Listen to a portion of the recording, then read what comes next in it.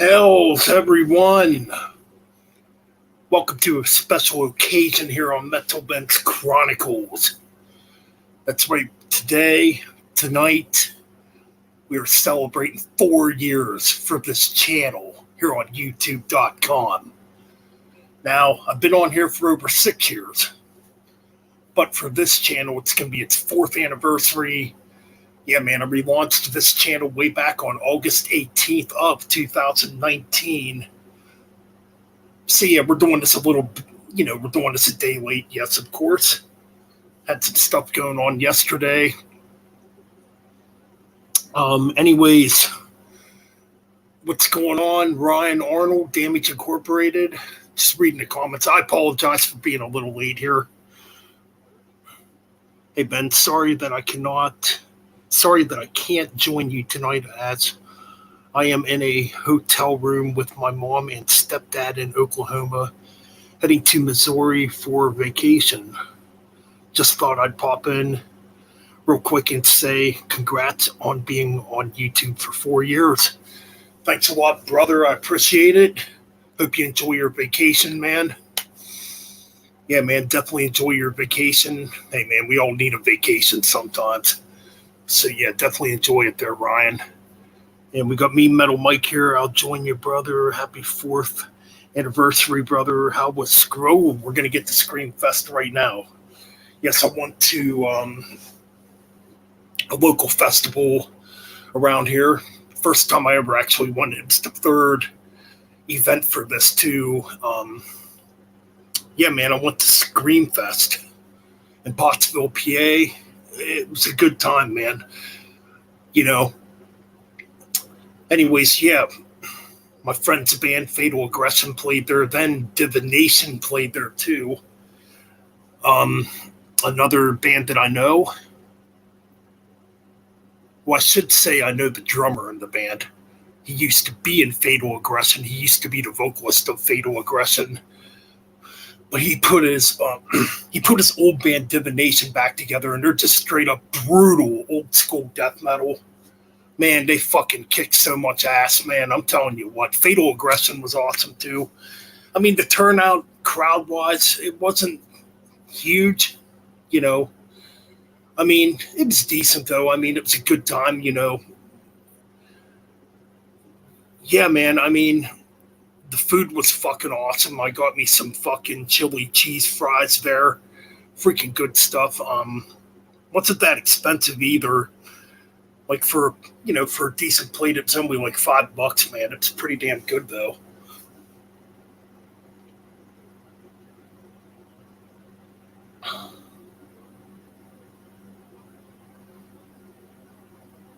Oh, sounds cool there, Mean Metal Mike. Yeah, I don't know how many other people are going to show up for the stream tonight, to be honest. I didn't really advertise the stream. Oh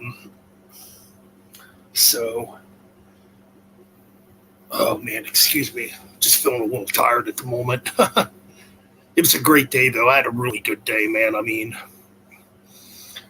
a good day of metal, fucking banging my head. That's probably the most headbanging I've done in quite a long time, man. I was just up there thrashing out, man. Just really getting into it. All right, I'll send you a link in a minute here, man. Just want to see if anybody else shows up here tonight.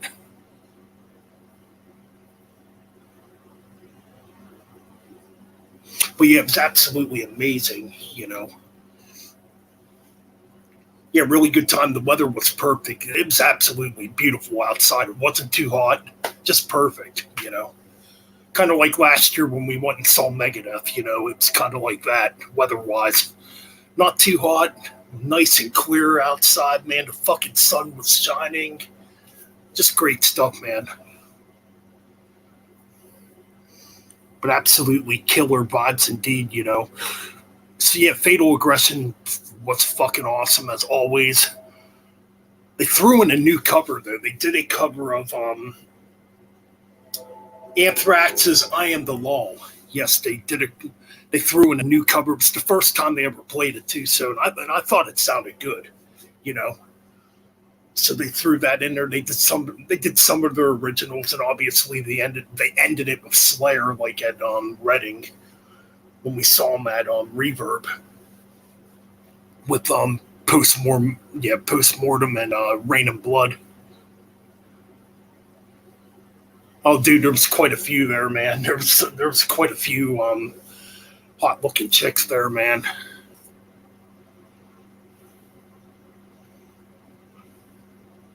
That's what Metal Ben loves. Metal Ben loves him some metal chicks. And Dito. But I'm pretty sure these girls were married or in relationships, you know. But man, yeah, it was a really cool time. I ran into an old friend of mine who used to be the bass player of Fatal Aggression. So we got to talk for a little bit. Yeah, they even had a little place up there. They had a tent up there where they were selling vinyls. Yes. And I didn't really get to look at the vinyls, though. But yeah, they had a tent up there where, they were selling vinyls. They had a setup, too, where they were selling, like, metal T-shirts, all kinds of cool stuff. In fact, hold on a minute. I'm going to put this on mute I'm going to put this on, or I'm going to turn the camera off for a minute. Excuse me there.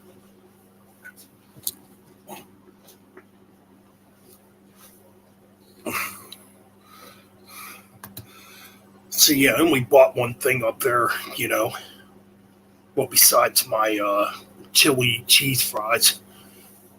So I got me the brand new Fatal Aggression shirt. That's the back of it. Or no, this is the back of it. I apologize. 35 years and counting. So yeah, this is their 35th anniversary t-shirt. I think more people in PA should know about this band and know about the other bands that were there too, So anyways, when I arrived, I missed the first band. I didn't get to see the first band. Sometimes, God, I'm losing my train of thought here. It's been a long day. Don't mind me. Sometimes Google Maps is not accurate because I didn't know where this place was, so I got lost on the way there. So Google Maps took me in the wrong direction. Yes. They took me on some fucking back road, and I'm like, this can't be right. So then I turned around and finally got on the right track and got there. But man, yeah. So I ended up missing the first band, which I forget what the first band was, to be honest. But the second band I did get to see. And they were called the Moshpit. So yeah, the Moshpits were really fucking good. They were a Misfits dancing cover band. And the vocalist sounded a lot like Glenn Danzig. So they were pretty good. Yeah, they were enjoyable. They played a lot of cool dancing and Misfits songs,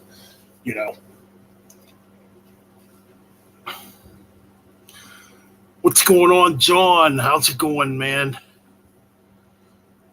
I'm doing good, man. I am doing good. Had a pretty awesome day today, I must say. And anything else exciting going on? I was looking at my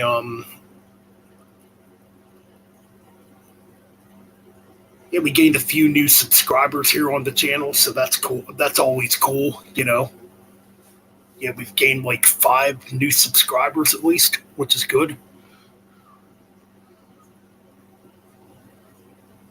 That's good you're doing better. I mean, it's never fun losing a loved one.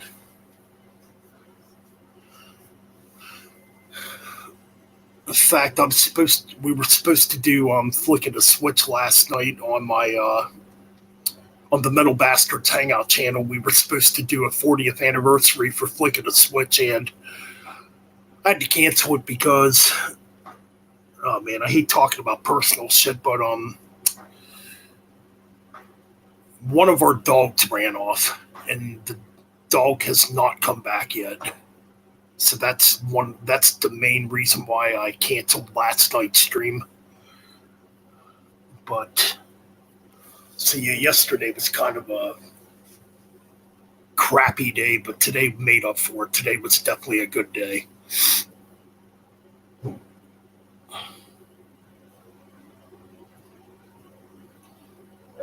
Oh, nice.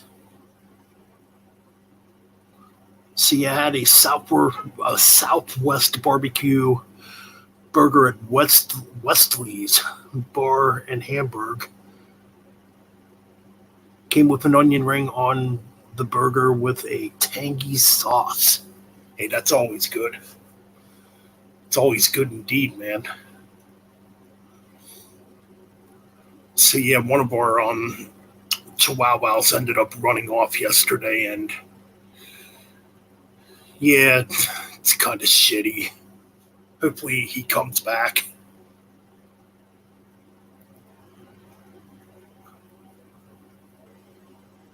Iron Flame Compendium. I've heard the name Iron Flame before. Yes, I have.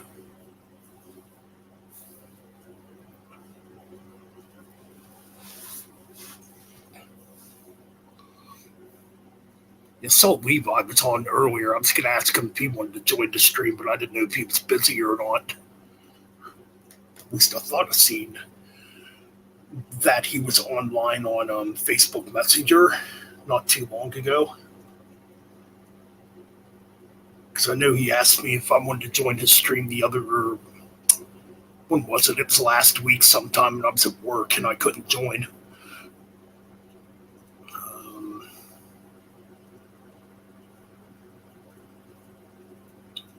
Yeah, I don't see him online now.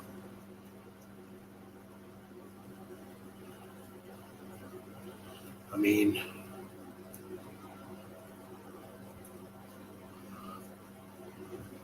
just looking through Facebook here for a minute.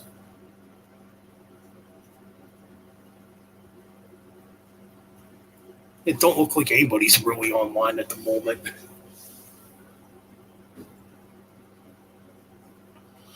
Well, I think I'm about to send you a link.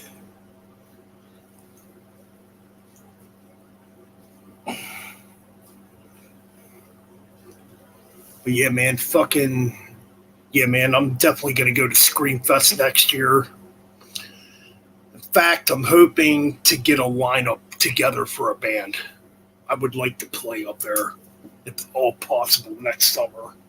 If I can get a lineup together, a good, stellar, steady lineup, for Holocaust.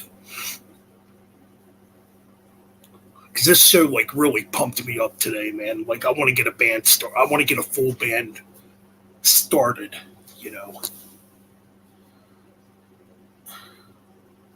Get a vocalist, get a bass player, get a fucking another guitar player, and get a drummer.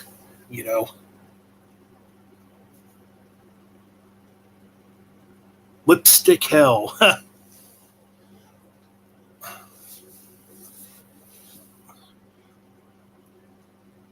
That would be kind of hilarious, dude.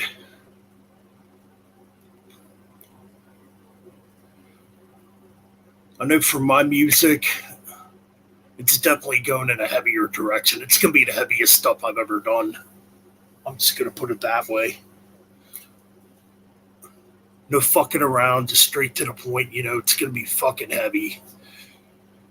I mean, I've been writing stuff for the last several months. I've actually recorded a few things, but I'm not happy with the outcome of it. So, yeah, it's basically stuff that's not going to be released.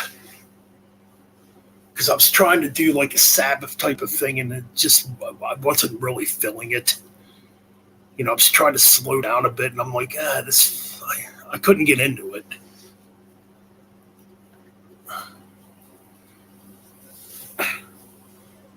So lately, I've been writing much more aggressively. Like the new stuff I'm writing is very aggressive. It's very fucking brutal, you know.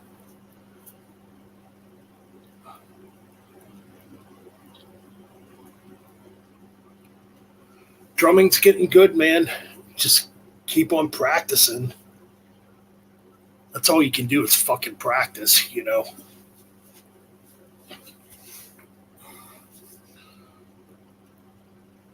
So yeah, I have been messing around with stuff. I have been recording stuff, but I'm not happy with the outcomes of it. So I'm basically scrapping everything that I recorded, and you know what? I'm gonna start again. And the stuff I'm writing now, I'm very happy with. And it was basically me listening to a few people saying, maybe you ought to try this, maybe you ought to try that. No, if you're not into something, dude, it never works. That's the thing with music. You got to be into what you're playing.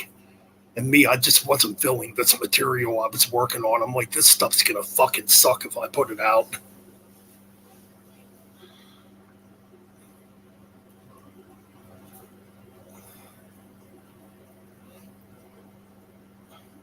So I'll definitely say the new stuff's a mixture of thrash metal, like you've heard before, with a little bit of black metal and death metal added on this new material. I can't wait to fucking get it recorded.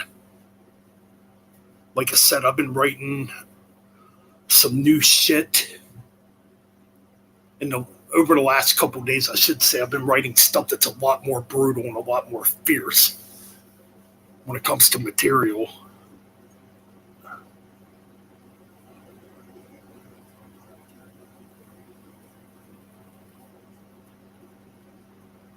Ghost at the Gallows.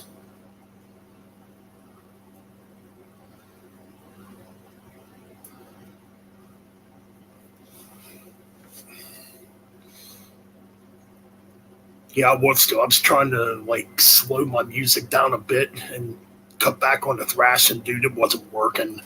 I'm like, and I was just thinking, this is not me. I gotta write thrashy shit, you know.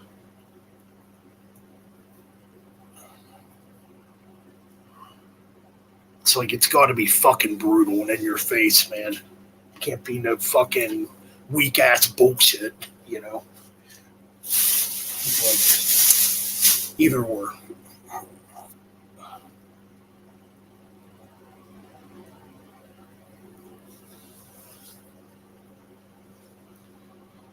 So there is a rumor going around. Actually, I saw it on Facebook.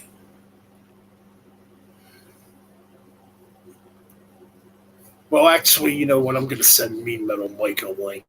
Mean Metal Mike will want to talk about this. So here we go.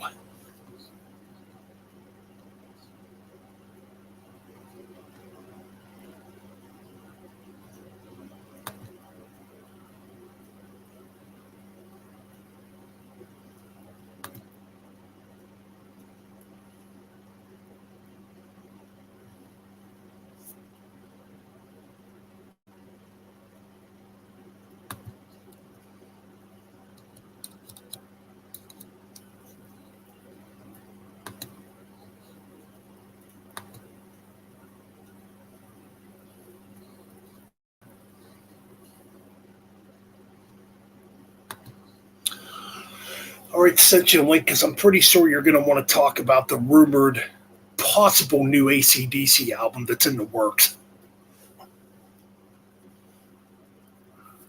And I saw this article on fucking Facebook the other day.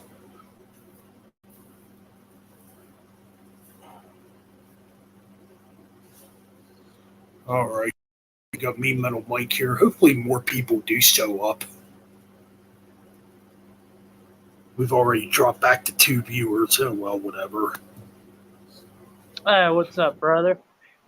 What's going on? Not much. My power went out for like 5 Your power went out. Yeah. Damn. I don't know what happened. Huh. That's freaking weird. Yeah. Anyway, how's my internet? Am I okay? Despite my power go, it came back on. Yeah, I had an interesting day. I was originally gonna go to Screamfest with some friends, but my uncle sent me a text last night saying, "Hey, want to hang out with me?" I'm like, "Okay," you know. So, Damn. Yeah, Screamfest was freaking fun, man. I mean, I didn't stay for the whole thing. I left after Divination played, just because today was my sister's birthday also, and I wanted to come back and for that, you know. yeah. Anyways, the last couple bands that were playing weren't anything special from what I heard, so it's like all the heavy bands played in the afternoon and the lighter bands, I guess, played towards night or whatever. But so yeah. The rumor of a new AC/DC album in 2024. Uh-oh. I think me Metal Mike froze on us.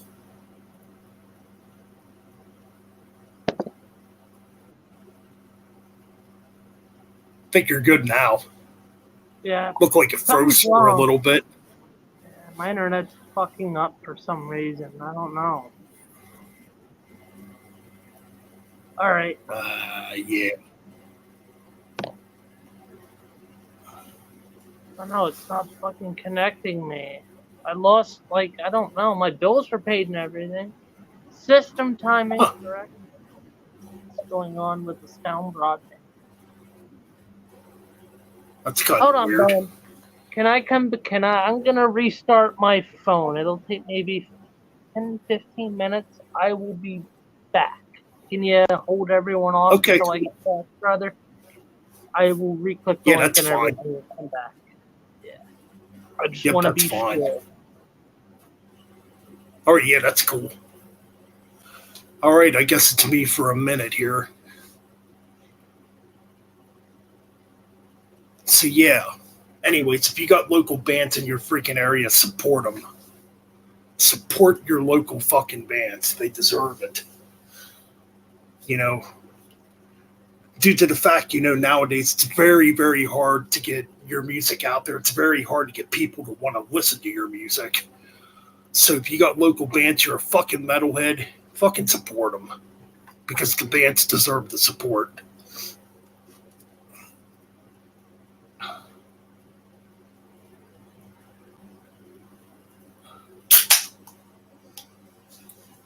All right, I think me Metal Mike is back. Let's see what the hell is going on here. Oh, my bad. Why is it? What the hell is? Okay. All right, there we go. It is all good. It works good. Hopefully it's good this Ooh. time. Yeah, you might have just had to reboot it. Yeah. I did not know that So- AC/DC was coming out with a new album. I didn't know that.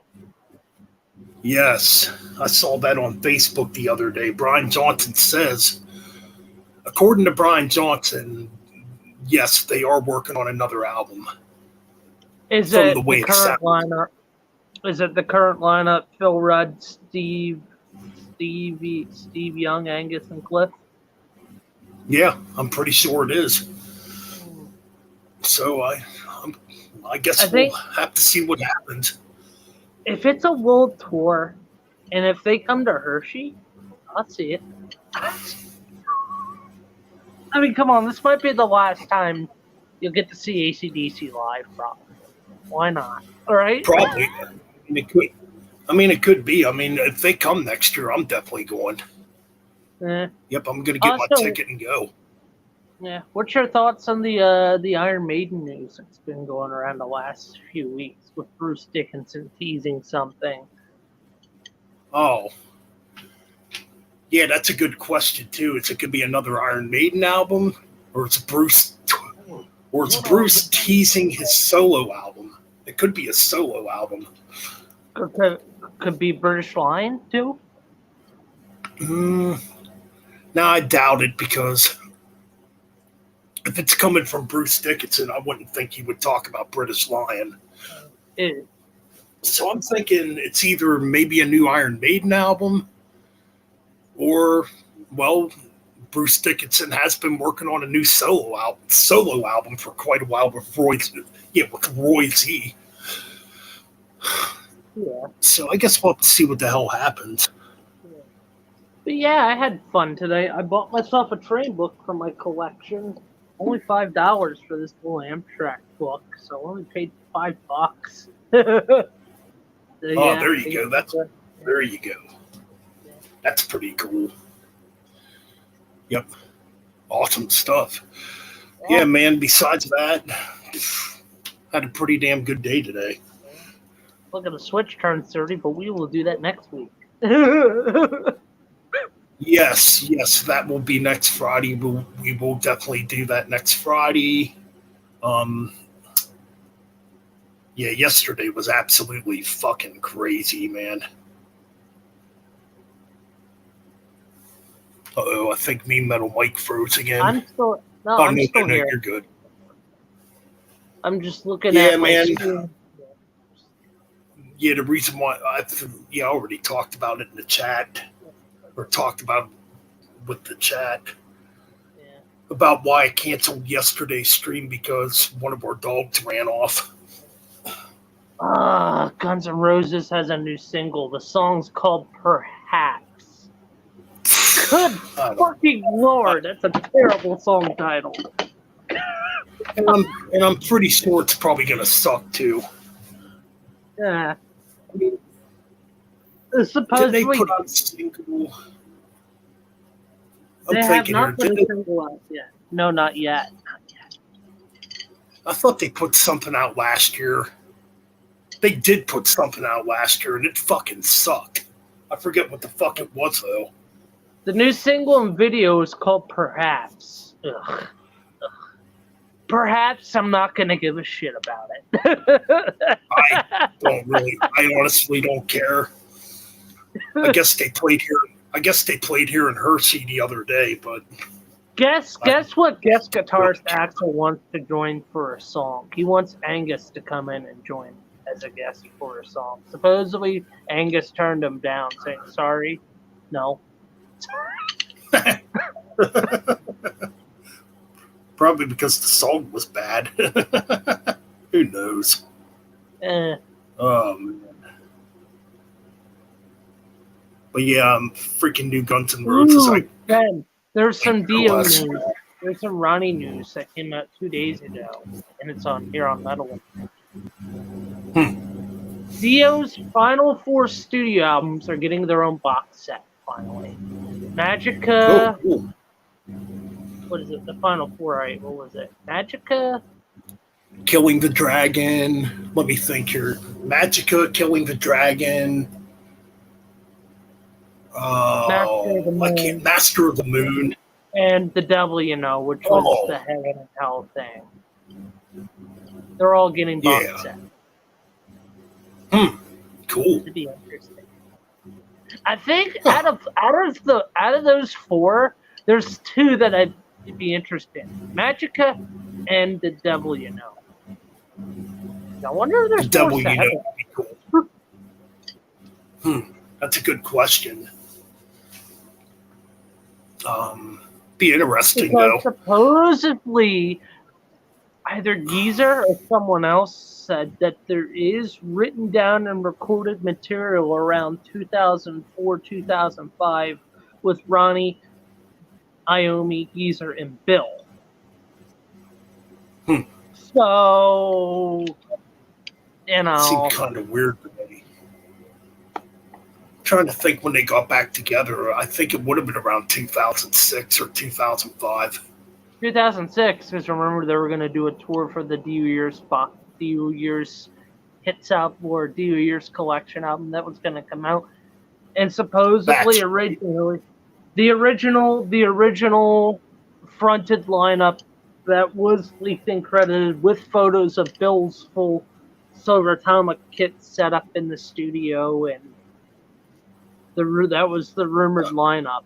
And supposedly there was Right. rumored the tracks were written and recorded with that lineup. But Bill Cool. turned them down because he said he just wouldn't feel comfortable doing it again with them. But he said he gave his Yeah. love to Ronnie and everyone in the band, which I don't blame Bill for that, can you? No. Totally. No, not at all. Absolutely. And I mean- Bill Ward is the only Sabbath member that has been screwed over so many times.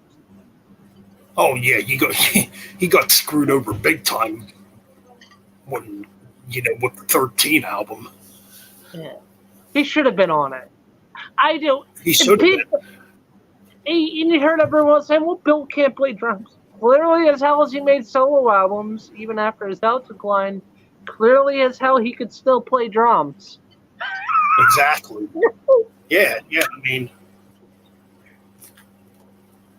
exactly. I mean, that was obviously a Sharon Osbourne move. Fucking bitch. She's a digital bitch. That's right, the digital bitch, man. What a fucking cunt ball. Shadows Fall. Ooh, Shadows Fall. Yeah, that's right. The new Shadows Fall. Stole. Yeah, there's a rumor going around that there could be a new Shadows Fall album. Oh, Alice Cooper's going to be coming to PA here soon. In September. He's going to start That should touring be good. to it. Yeah, the new album comes out, I think, the end of this month, I think. And from what I heard from the first two singles, they sound pretty good. Sounds like Alice is bringing back the old Alice, White Line Interesting. Frankenstein, and I'm Alice. I thought the first single was stronger. Well, I think they're both pretty good. I mean, I don't really know which one I like the best, to be honest. Yeah. But, I'm definitely going I thought to they were listen to the album. I mean, the new album should be. I think the new album is shaping up to be better than the last album he did. Dave Lombardo is now in the new. For what? Uh-oh. I think Me Metal Mike froze on us again, people. One person, there's only one person here.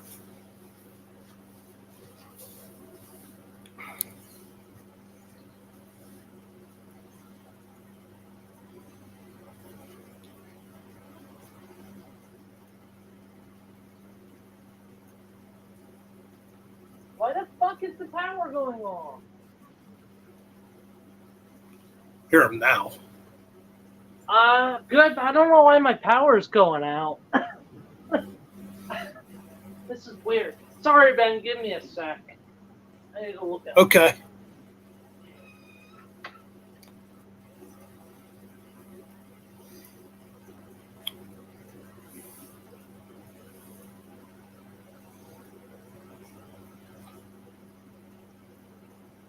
That's fucking weird. Technical difficulties. Yes. It wouldn't be keep them YouTube entertained. Live if it didn't happen. Yeah. What were we talking about? Yeah, I don't know why my power just went out. It went on and out. My whole block's out of power. Huh. There's storms in the area. Oh shit! Oh shit! There might have been an accident. Could be an accident. Or some dummy hit a transformer. Yeah.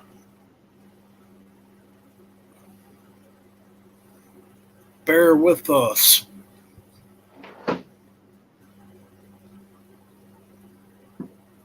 Man, we got to get these streams rocking and rolling again. I know. Yeah. Sorry, Ben. It's out of my control.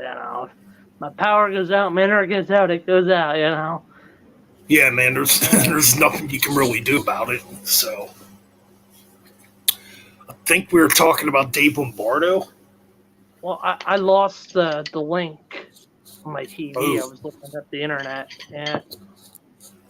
Give me a sec. I'll be right back. I'm going downstairs real quick. Check it out.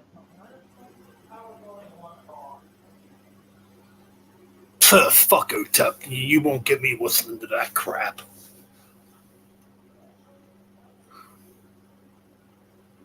None of this commercial crap will pull me in.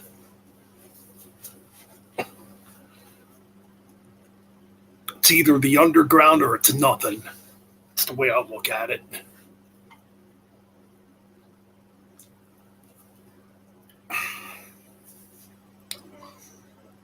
I mean, there's so much bad modern metal nowadays. All right, got confirmation. My landlord's downstairs in the basement repairing, fixing stuff.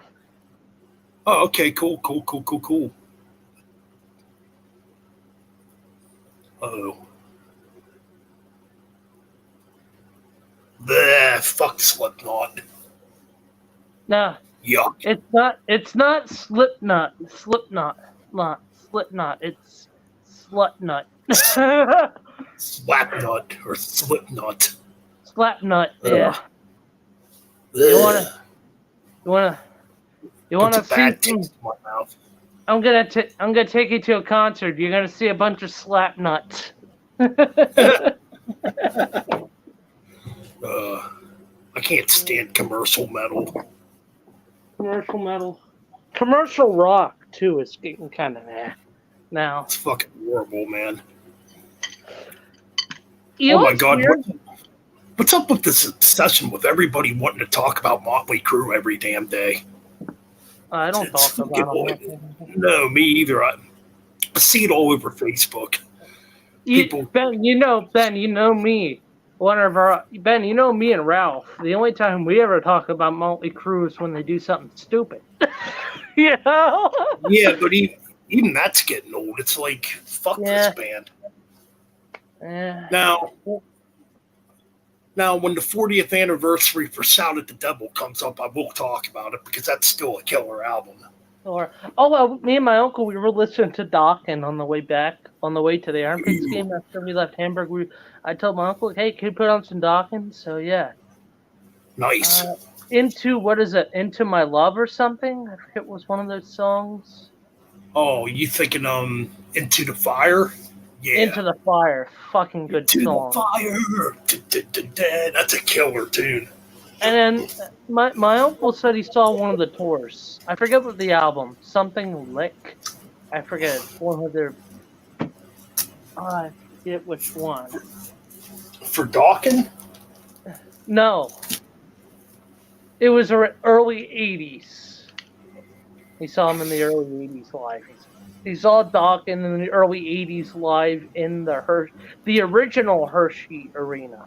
You know what I'm talking about? Okay. Yeah, I heard about it. Yeah, I definitely heard about it.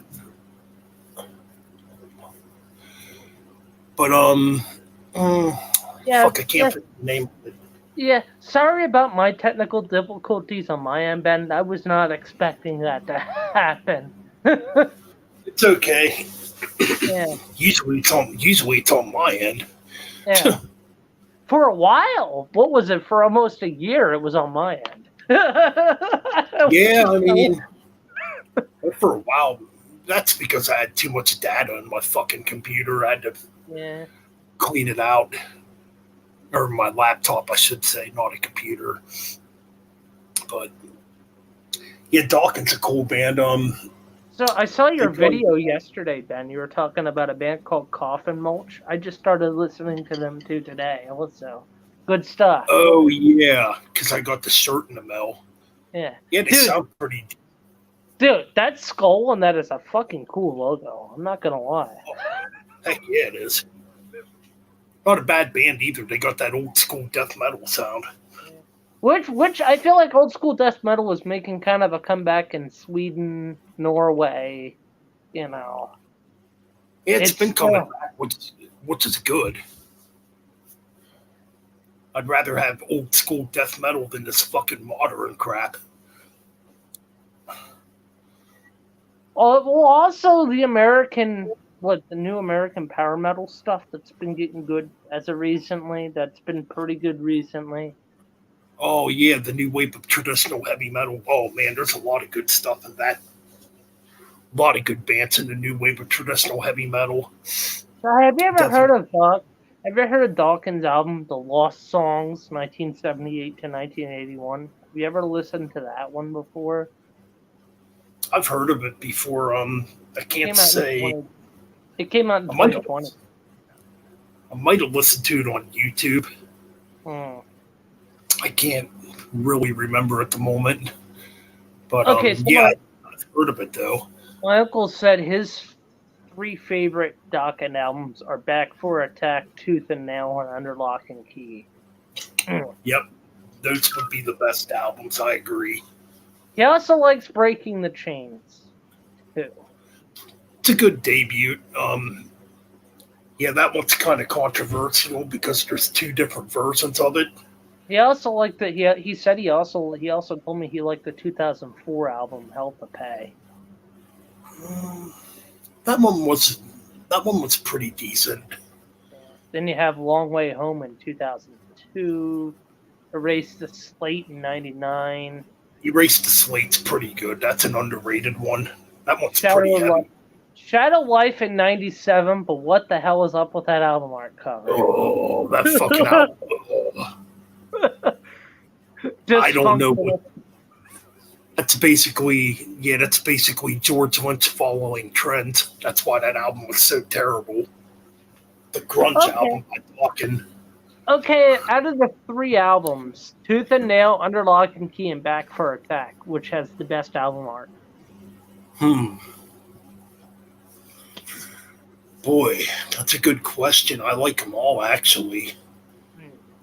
Tooth I'm and gonna Nail. have to say, yeah, Tooth and Nail's cool. You know what? Yeah, I'm probably gonna go with Tooth and Nail. Yeah, And then Back for Attack second, Under Lock and Key probably third, because it's just really the band members on the album art. right. Yeah.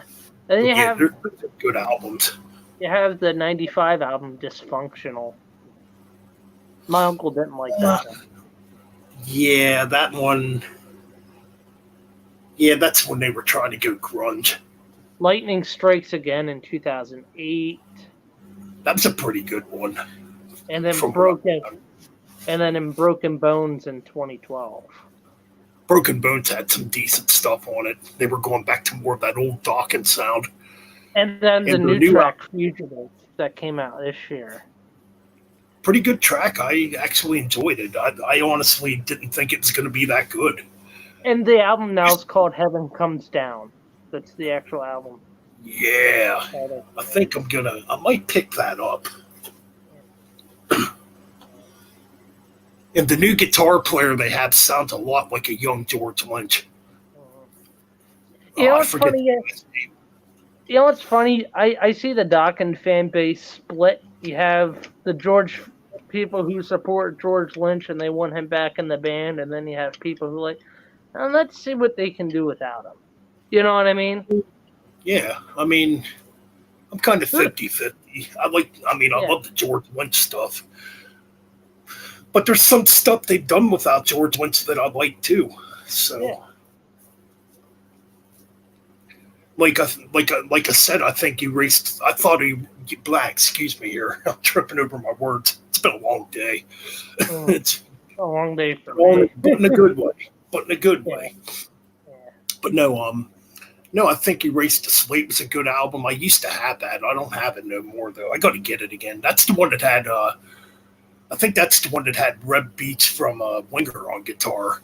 Yeah, it's a good album. Then you had there was one album they did with a White Snake guitar player. Mm. What's that? That might have been Hell to Pay. I kind of forget. Hell to Pay was a good album.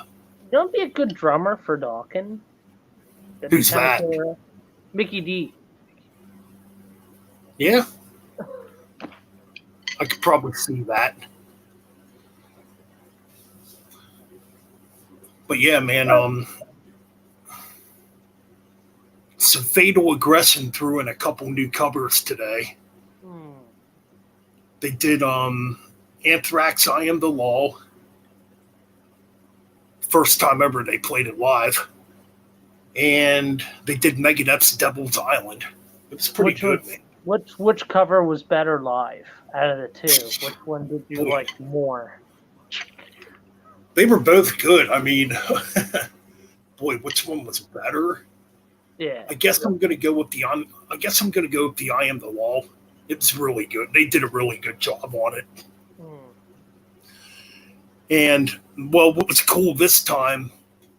So a couple of the old members were there. My friend Jason was there. He used to be their bass player for a bit. He was there, and the old vocalist John was there. Who's the drummer of Divination now. Well, that was his band before. They're back together. So he was there. So they all got on stage and they all got on stage and did like backup vocals. It's pretty cool. Yeah, it was definitely fun, man. You definitely missed out on a good time. Was the crowd better at this venue for Fatal Aggression, or did that crowd in the Reading Reaper was still? I don't know, man. It's pretty much the same kind of crowd. I mean, it wasn't packed, which is what I kind of like. I mean, there wasn't like a ton of people there. I mean, you could move around in there. It wasn't hard to find a parking spot. So, how are the crowd cheese fries? But no, the crowd was pretty cool. Oh, the chili cheese fries were fucking banging, man. They were good. Were they crinkle cut fries? Were they steak fries? Ooh. I think they were steak fries. They were good. Have you ever tried chili cheese fries with? Here's what I do with my chili cheese fries when I get lazy. I'll go to Arby's. I'll buy Arby's curly fries. Go back home. Cook up my own ground beef. And then make my own homemade version of chili cheese fries that way. That sounds fucking good, actually. I mean, that actually sounds really good. The Arby's fries, usually what I do is I'll get like gravy. Ooh. Yeah, I'll get like gravy and fucking nacho cheese and blend it together, and it's freaking awesome. You know, you should eat healthier. Fuck you. I'll eat healthy when I damn well choose to. Right? Exactly. Something's gonna fucking kill you eventually. So just enjoy what you love. You know what's pretty scary? You have these TV shows out like My 600-Pound Life. Okay, those people have legitimate disorders. Me, I just like fucking eating junk food. You know what I mean? I mean, yeah, I can eat all the shitty food I want, and I'm still fairly healthy. Yeah, you know. Same. And you know what's funny? People look at me, oh, you're a small guy. Oh, you're skinny. Oh, you don't work out. Fuck you. You can't say I don't work out. Want to go to Guitar Center and play drums, or go to the park and jog? Who the hell are you to tell me, right? Right, man. I mean, I get a fucking workout at work every night. Yeah. Throwing around fucking heavy shit at work, you know. Yeah. Fuck today's society. I don't give a shit anymore. Yeah. I don't care either. I really don't care either. Ben, if people want to get angry, let them get angry. It ain't gonna stop me. You know? Exactly. It's not affecting my life. If they want to be pissy and bitchy and angry all the time, fuck it, whatever. If they want to be pissy, angry, and want to bash society instead of help society, go ahead. That's just an easier way for you to get to hell, right? Exactly. I agree. Oh, I sent you a text, a few days ago, Ben? And I was just like in one of my religious moods, and I sent you a text. I said, if you had to pick 10 people in the world today that you could see as being an Antichrist or the Antichrist, if you had a list of 10 people right now in the world, what would your list be? Oh There's, boy, it was just that's I just wanted to ask her that question because I'm like, if you ask someone that question, they'll get offended or they'll say, "Oh, you can't say that." Well, it's just a valid question. You know what I mean? I mean, it could be a possibility that a human being on this planet's the Antichrist. I mean, anything's possible. I And don't know, man. my That's a list is fucking different from yours. I can name 5, 6 people. At number 6, Donald Trump. Yeah. Some people put him high. I put him low. He's one of them. I don't think he's the one though. He's one of them. Joe Biden's number 3. oh fuck yeah, that guy's trash. Guess who's number 4? Who's number 4? George Bush. During 9/11 and stuff. Bush. I mean, Number 2, Putin. Number 1, the Pope. That's a hot take. Call me crazy. Yep. That's an interesting question, though. I mean, God, Yeah. I feel like the Antichrist is somebody that has complete control over people. Completely control people, technology, economics, the world, all these wars that are happening right now. It's just crazy, man. Like me, I think. Oh man, I probably shouldn't say this, or my stream might get shut down. Nah, I better not say it. With how sensitive YouTube is. Ben, just text it to me. Yeah, I'll text it to you because this would definitely get my stream shut down if I told you who I thought the Antichrist was. Yeah. But yeah, I'll just say right now, it could be anybody in politics. It could be Well, any billionaire. Guess what happened to me at the Iron Pigs game? I was approached by both supporters, by Trump supporters and Biden supporters at the Iron Pigs game, and they started yapping at me. I'm like, can I just enjoy a baseball game? Yeah, just shut up. I don't want to hear this crap. Yeah, I don't even I haven't been paying attention to it really. I haven't been paying attention either. But don't you hate that when you go out in public and you got to see people like that? You know what I mean? Hate it. Yep. I can't stand it. It's like, just keep the shit to yourself. I don't want to hear about it. It's like I'm gonna stick my nose in your business, keep poking you until you listen to what I say. Fuck you. Yeah, it's like, no, I don't think so. That's the thing, man. People are mind fucked by politics nowadays. It's fucking sick. It's sad too, man. Well, guess what? I used to be like that too, but I just said, fuck it. I just don't care no more. This is a hot take. The news is their new religion. It seems that way. It's pretty scary.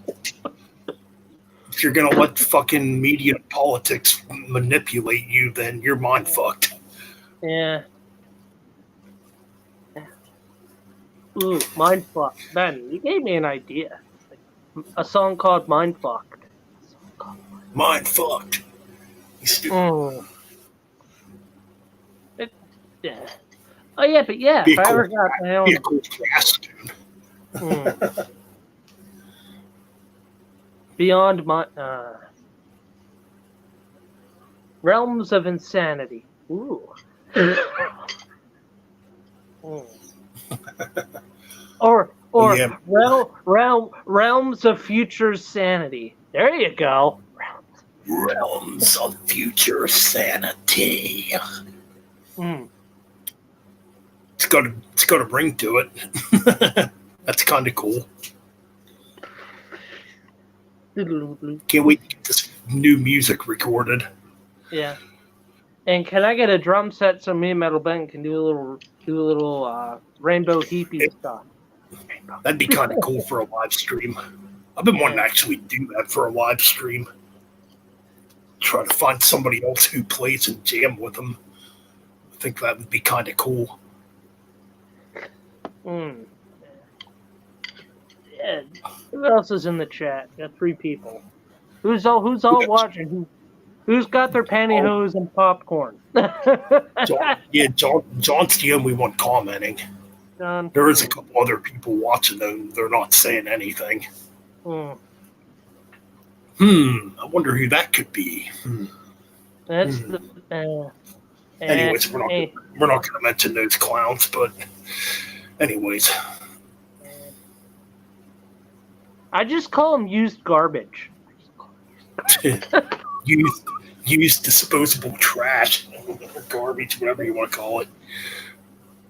Yep, indeedo. Yeah. But yeah, what was I originally gonna say before my power started acting out and stuff? Oh yeah, what was it, Dave Lombardo? Oh yeah, we're talking about Lombardo, or we were going to talk about Lombardo. and then technology on my end said no, fuck you.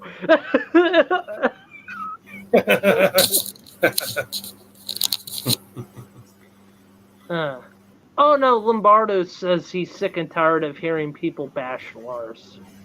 I did see that. Yeah, I did see that article. And he's not wrong. No, he's not wrong at all. I'm kind of sick of it too. I think people are just hating to hate. Well, it's because they don't like Lars's drumming. Well, if you don't like his drumming, don't fucking listen. Yeah, don't listen to it. Simple as that. I mean, yeah, that's the mindset I don't get nowadays. If people fucking hate somebody, or if people hate something, they still keep watching it. Ooh. I don't get it, dude. Megadeth just posted rehearsal footage with Marty Freeman. I did see that too. I wonder if that could lead to something in the future. I mean, Marty's been playing more and more shows as of recently with them. Hey, I'm not opposed to Friedman coming back to Megadeth. But keep Kiko too. I mean, you can have 3 guitar players. Okay, here's the one question. We don't want that other person back in Megadeth ever again. Dave Ellison. Yeah, he can. I don't know what to really think about that. I mean, I don't pay attention to all that crap. Yeah. I mean, yeah, what he did was stupid. And lately, he's just, I don't know. It's like 2 fucking teenagers going back and forth at this point. With Ellison and Mustaine trashing each other. At least Mustaine's making valid points. I mean, I think Megadeth's fine with I think Megadeth has a solid lineup, to be honest with you. Right. Solid lineup right now. Could be a better lineup with Friedman added into the mix. Oh, yes, I agree. Like I said, I'd like to see Friedman back in Megadeth if it happened. I mean, definitely be cool for another album. John Carabbi on John 5 joining. Who the fuck cares? Yeah, I'm getting so tired of hearing about Motley Crue. Yeah. They're the new kids. The only time I'll talk about Motley Crue is when Shout at the Devil celebrates its 40th anniversary. You know what's weird? You know what's weird, Ben?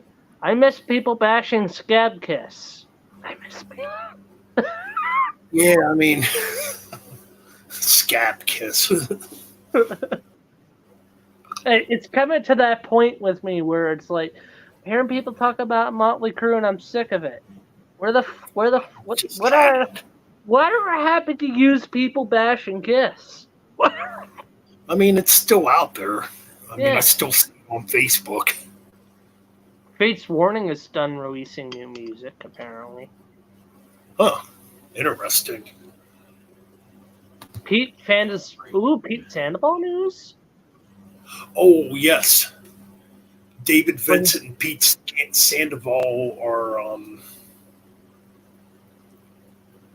trying to think. I saw the article. I'm thinking Terrorizer might be back together.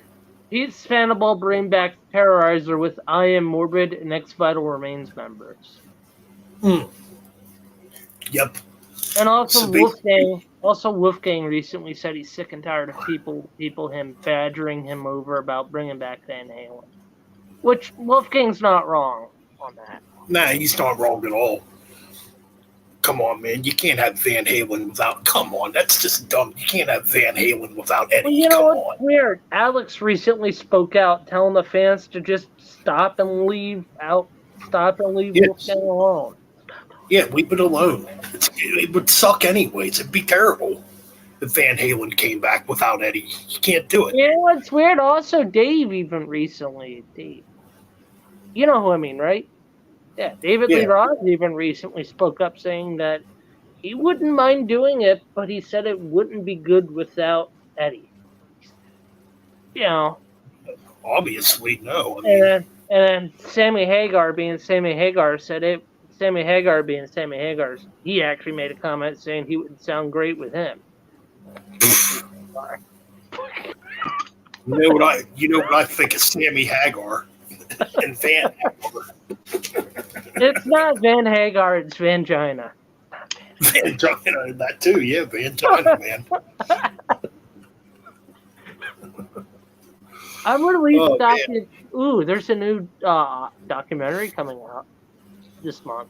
It's going to be screened for this month. Unreleased documentary on Ozfest 99 to possibly be in theaters Oh. this month. Ozfest 99. Featuring the final ever in the USA of Black Sabbath. Wasn't really the final. No, because they were not at all, because they were at Ozfest 2004 and 2005, because I've seen them. Yeah.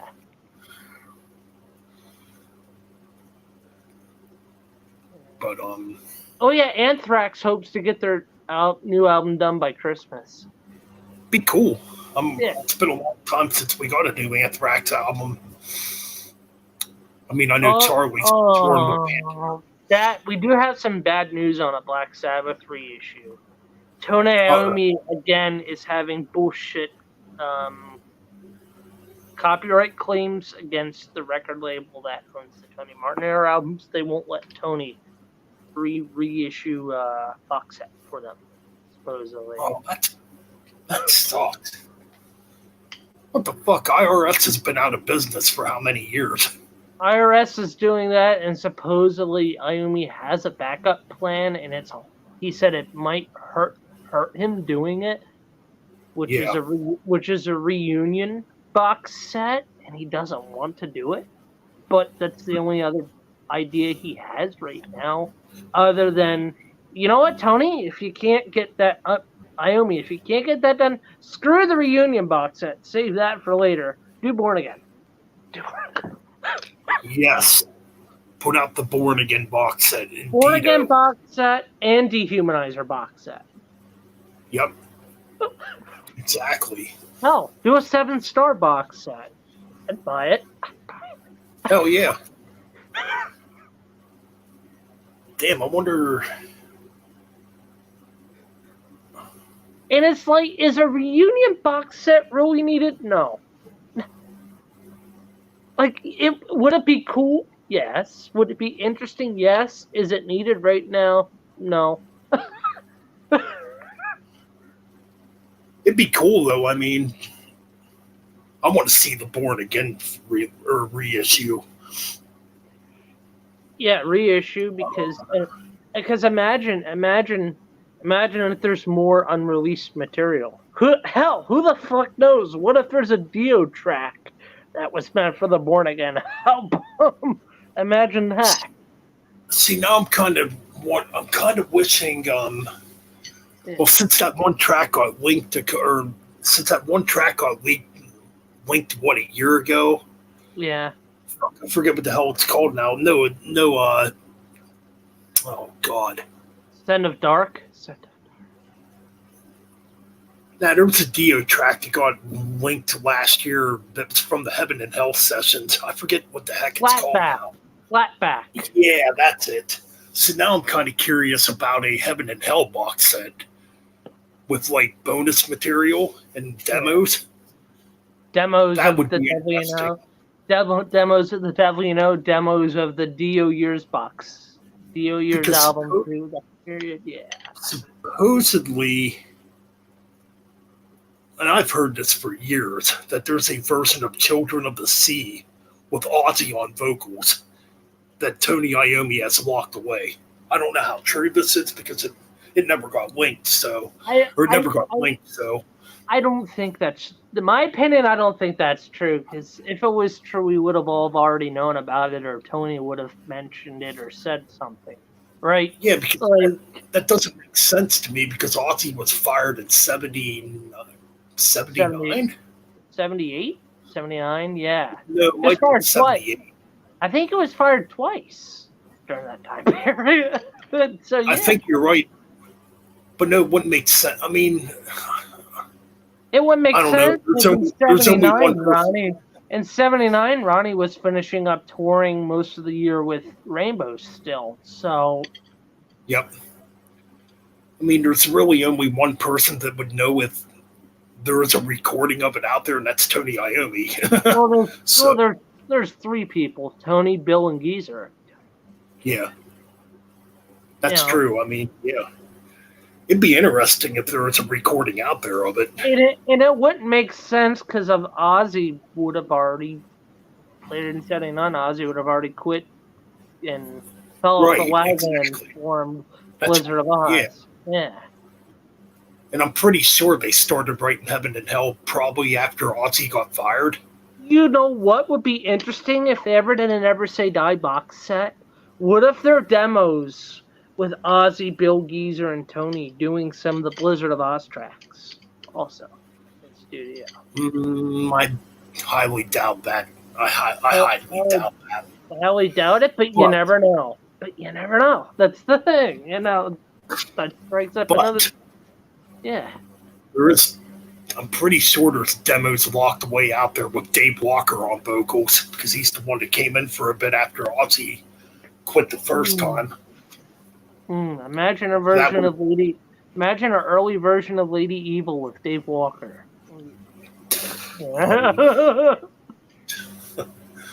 I mean, I know there's an early version of it's in Junior's Eyes. Davy Strangeman. I'm just reading his we have a comment. I'm just reading it. Davy Strangeman says Rainbow Bass's Craig Gruber was also in the band briefly. Rainbow Bass. Oh yeah. I did hear about that. Yeah. What's up, Davy? What's up, Davy Strangeman? Strange name, excuse me, there, man. Sorry. Good to see you in the chat room. Yeah. Hopefully, we get more people showing up. Ben, don't worry about it. No, I'm not really worried about it. Yeah. I mean, Saturday nights are kind of weird. When I streamed on Sunday nights, though, I'd get a lot of people in here. Yeah. But I'm working Sunday nights now, so I can't stream on Sunday nights anymore. But Oh yeah, Ben, I wanted to ask you about the shirts. Oh, those new shirts I designed. Yeah, pretty cool. Hell yeah, I'm gonna order me some. I'm gonna order me some on Friday or Thursday when I get paid. Yeah, order one in like a medium or large. That's what I am. Yep. Like I said, I'm broke at the moment because I get like a social security money, so most of the money goes for bills, and then I hardly have anything left over. Yeah. I totally understand that. Yeah. Definitely, I totally get that. That's why I said, if anything, I'll just give you my mailing address and everything. Right. Yeah, that'll be cool. Ooh. Definitely. Well, the Dio Disciples. Yes, I like Ripper doing the Dio stuff with Simon Wright in the Dio Disciples. I like that. It's just not the same. It's just. I mean, I feel like I guess Ripper would be the proper vocalist because he does kind of sound a bit like Ronnie at times. And I like Simon Wright as a drummer, but it has to be Vinny. I'm sorry. If you're doing a Dio tribute band and you're having a bunch of actual, legendary musicians, if you're doing a Dio tribute show, I'm calling in Vinny on drums. Sorry, Simon. Yeah, totally. Love you. But I'm calling in Ben. It makes it sense. I agree. It should be Vinny Appice. Oh, speaking of Better Vinny drummer. Appice, he has his own Sabbath cover band now called was it the Neon Knights or whatever? Vinny Appice Yep. and the Vinny Appice's Sabbath Knights. There you go. And supposedly he plays some Ozzy stuff, but mostly the Dio stuff. Supposedly, Vinny said he did get a request to play a Born Again song that he might add to the set. So, Interesting. you know what would have been cool in the '90s, Ben? Let's just say if the reunion failed, and let's just say if Tony Martin didn't come back and Dio didn't come back, or Martin or Ozzy. Imagine in that late '90s period, if Halford decided not to go solo, he decided to quit Priest. Imagine late '90s Sabbath with Rob Halford on vocals as a I mean, like I've said before, Tony and Rob Halford were gonna do something in the mid '90s, but it never happened. It would have been interesting, And weren't we originally? What was it? Wasn't there talks around '96 or '97 with Cozy Powell and Ronnie about possibly the possibility in high quotations? It would never happen, but the possibility of a short Rainbow reunion tour with Richie was in the works. I mean, that could have maybe happened. It's hard to tell. It would have been cool, I guess. Imagine this. Okay, that wouldn't work. I was going to say, imagine Deep Purple without Richie, without Ian Gillan. Imagine Deep Purple lineup in the late '90s with Ronnie on vocals. Would have that been interesting? Yeah. It would have been a lot like Rainbow. What's up, Nick? What's going on, Nick? How's it going, man? Going, brother? It would have been interesting. I mean, Ronnie has some vocal range for it. If Ronnie James Dio would have joined Deep Purple, to me it would have been like another Rainbow, I think. Because, I mean, musically, Rainbow and Deep Purple weren't much different in a lot of ways. Well, due to the fact that Richie Blackmore played guitar in Rainbow too. Do you think Ronnie would have done well in Heap? Like I said, if you had to pick one John Lawton era Heap album that Dio would really shine on, I would say Firefly. I'd go with Firefly too. That's my favorite Lawton era Uriah Heep album. That's my favorite album. It's a good album. I love the track "Rolling On." That's just a good bluesy, slow song with this There's a lot of good songs on that album. You got the Hanging Tree, Moving On, Symphony. It's really good. That's a really good track too. I like that one. It's a good album. There's one dud. Actually, there's a lot of duds in the Lawton era. So a lot of the Lawton era songs are duds. We'll get to that at some point. That is coming at some point, right? Part 2. Oh yeah. I mean, speaking of which, I guess I'm going to say probably sometime in September we'll do that deep dive for part 2 of Uriah Heep. Yeah, I'll have to re-listen to or we can push it because I am moving in October to York County. I mean, I've been texting you and I've been stressed out. Oh, I totally understand that. I mean, but maybe you just want to push it back just maybe in November, if anything. I mean, we could do that too. I mean, yeah. I mean, we don't have to rush to do it. No. So. Okay. What is your least favorite song out of the whole Lawton era? For me, it's One More Night. I hate that song for the Lawton era. That's a bad. Yeah, that's not one of the better tracks. Man, I'd have to go back and listen to those albums again. One More Night. Yeah, that's not a very good song.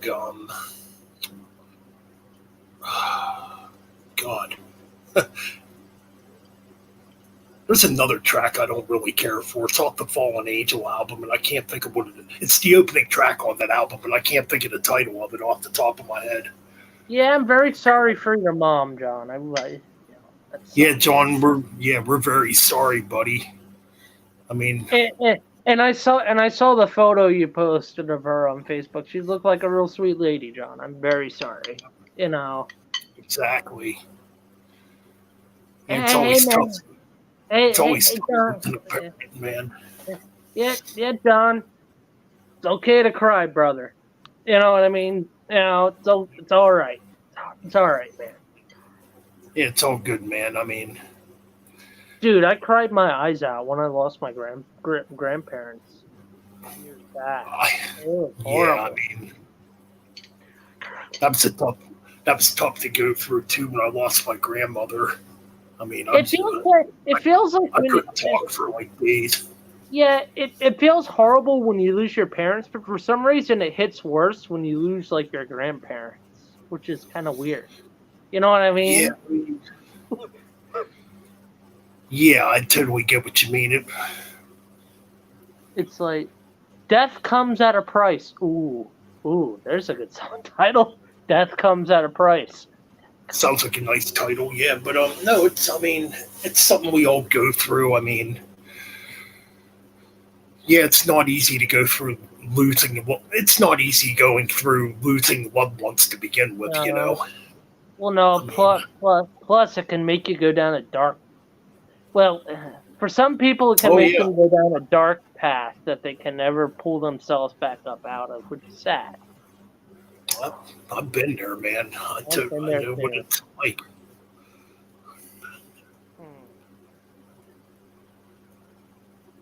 Blue Oyster Cult was a great band. Yeah, BOC's great. Well, John, if you ever want to pull up some of your mom's favorite songs, we could do a little stream if you want, John, sometime. Totally, man. Totally.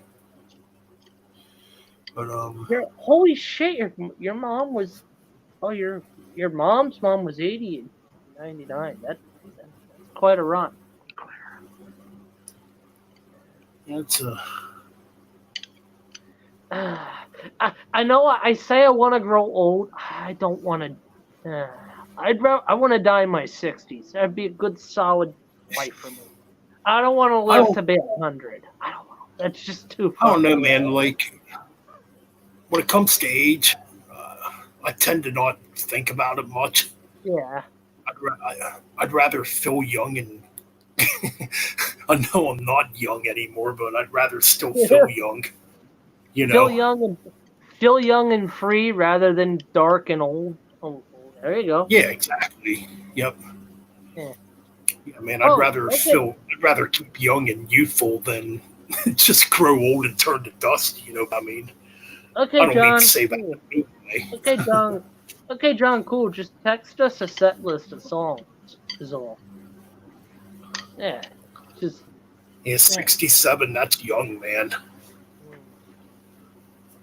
My pop-up died age 76 of his Alzheimer's. And he died in his early stages when he still had his memory of everyone and stuff. He died in his sleep. I mean, I know a lot of people on my mom's side of the family they've lived pretty long. I mean... You heard the news of Ozzy recently. They said Ozzy has been spotted recently looking very pale, frail, and shaking, which is Parkinson's. I'm just happy he dropped off that tour because there's no way he could have done that. And Power Trip tour, or whatever it is. I don't think it's a tour, but that, you know what I mean. I could tell Ozzy didn't put him on that tour. There's only one person that put his name on there. Right. Yeah, I mean, but no, yeah, it seems like the lifespan on my mom's side of the family, it's very long ago. Like my grandparents, my grandmother died she passed away at 69. I don't even like talking about it, to be honest. Oh, that's fair. I mean, I my don't like really grandpa. talking about my grandparents. Yeah. I mean, my grandpap was 86. My great grandmother was 9. I think she was 89. Hmm. My other great grandmother was 95 when she passed away. I mean, You know what's funny? You see kids today treat their grandparents like crap. I never did that. I never, you know. no, I mean, yeah, I don't think any kid should treat their parents like crap.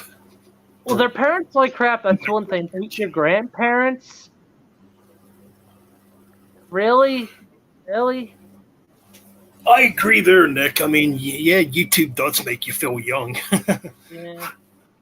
Well, it's just the music we listen to. Metal in general just makes me feel young. You know. Metal makes me feel young. Bluegrass kind of makes me still feel young too. I enjoyed it.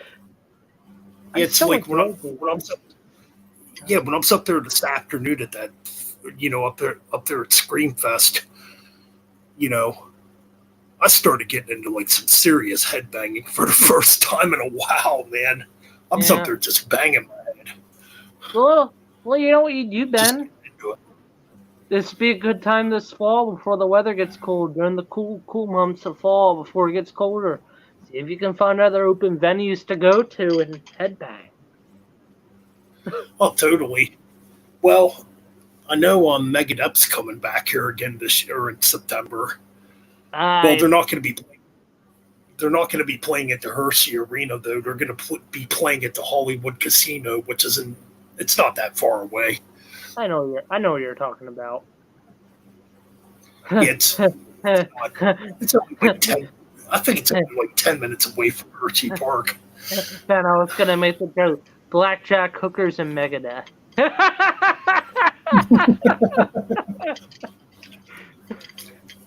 So, Can't go wrong so I'm there. getting my ticket. So I'm getting my ticket for Megadeth on Friday or on Thursday when I get paid, because Biohazard's going to be opening up. That's going to be freaking awesome. That's one concert I'm probably much better than last year when fucking Five Finger Death Punch headlined. But no, it's not Five Finger Death Punch. It's Five Finger Dick Suck. Five Finger Dick Suck.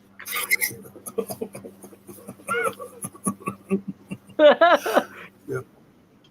Yeah, five. Oh man, up there at yeah, it was pretty cool up there at that festival. There was a couple kids up there in the pit getting into it. I'm like, man, these are cool kids that are up there. They're up there thrashing, headbanging, getting into it.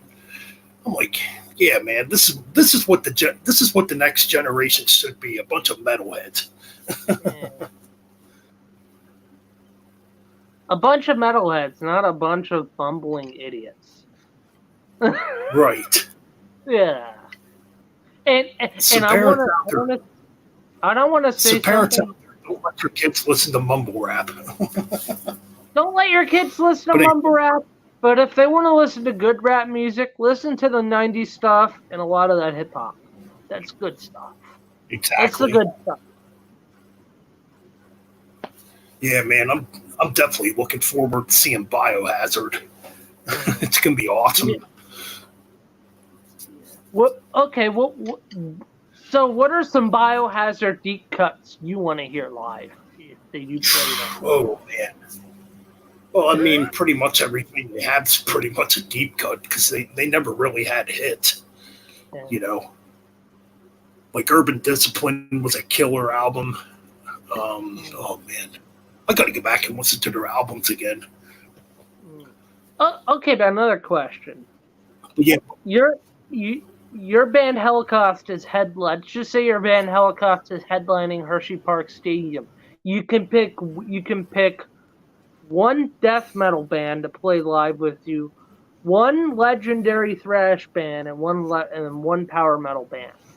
Which bands are you picking on your bill? And then for Holocaust, you can have one guest musician play live with you. Oh, jeez. I'm picking your brain. So guess the thrash band I'm gonna pick is probably, oh man, I'll go with Exodus. Are they opening, closing, or where are they at? Shoot.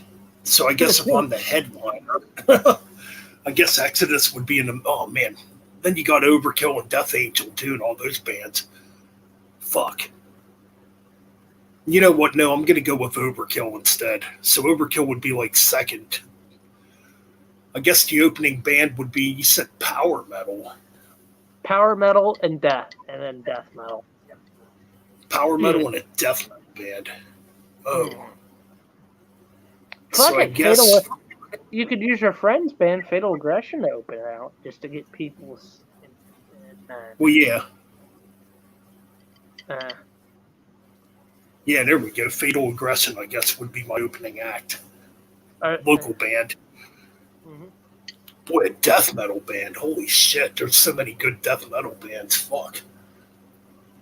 Well, like I said, you have two bands. You have Overkill, and then you have to have one old school legendary band. So that would be for like the death metal. So we got Overkill. Fuck, for death metal. Jeez.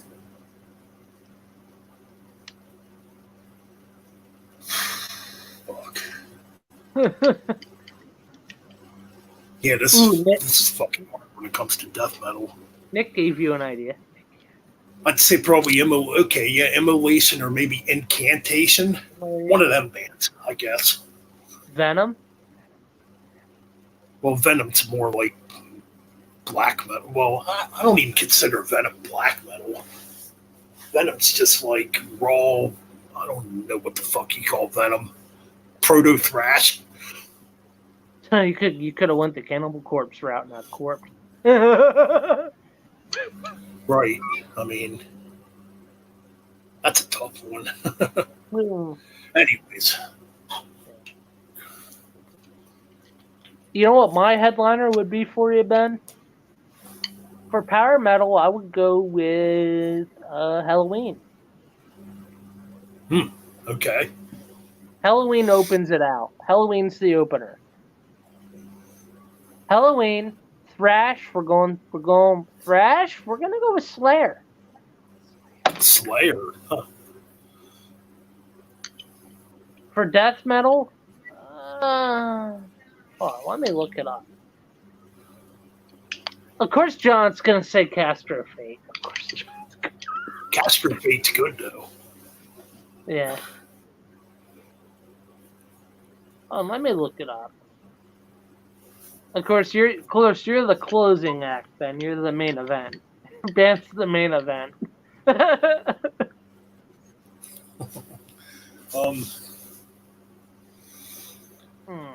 So that's kind of interesting. Ooh, how about Death? Death comes back. Well, that would definitely never happen since Chuck Schuldiner is not with us. Carcass?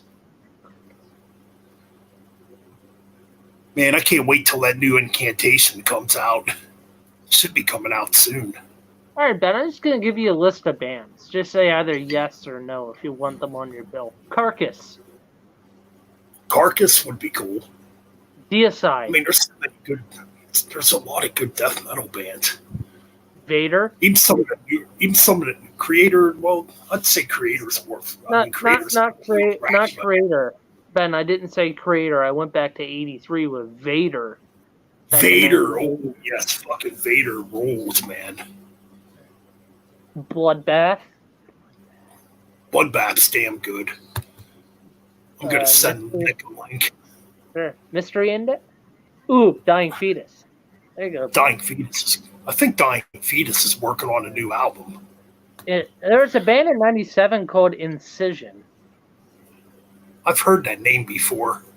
2014, there's a new death metal band in 2014 called Venom Prison. Never heard of them. No, I've never heard of that one either. Ooh, oh, come on, 84, Sepultura. Oh. I mean, Sepultura. when they started out were definitely black and death metal. Can't stand Gojira anymore. I had a little phase where I liked Gojira, but I just can't stand them. They're still I'd like to okay. hear their. I'd like to hear the Gojira. I think I did hear it a long time ago. The Gojira stuff when they were called Godzilla. I probably listened to it on YouTube. I just don't have much memory of it. That from 1984, a band called Grave, Grave. Oh yes, Grape's fucking killer.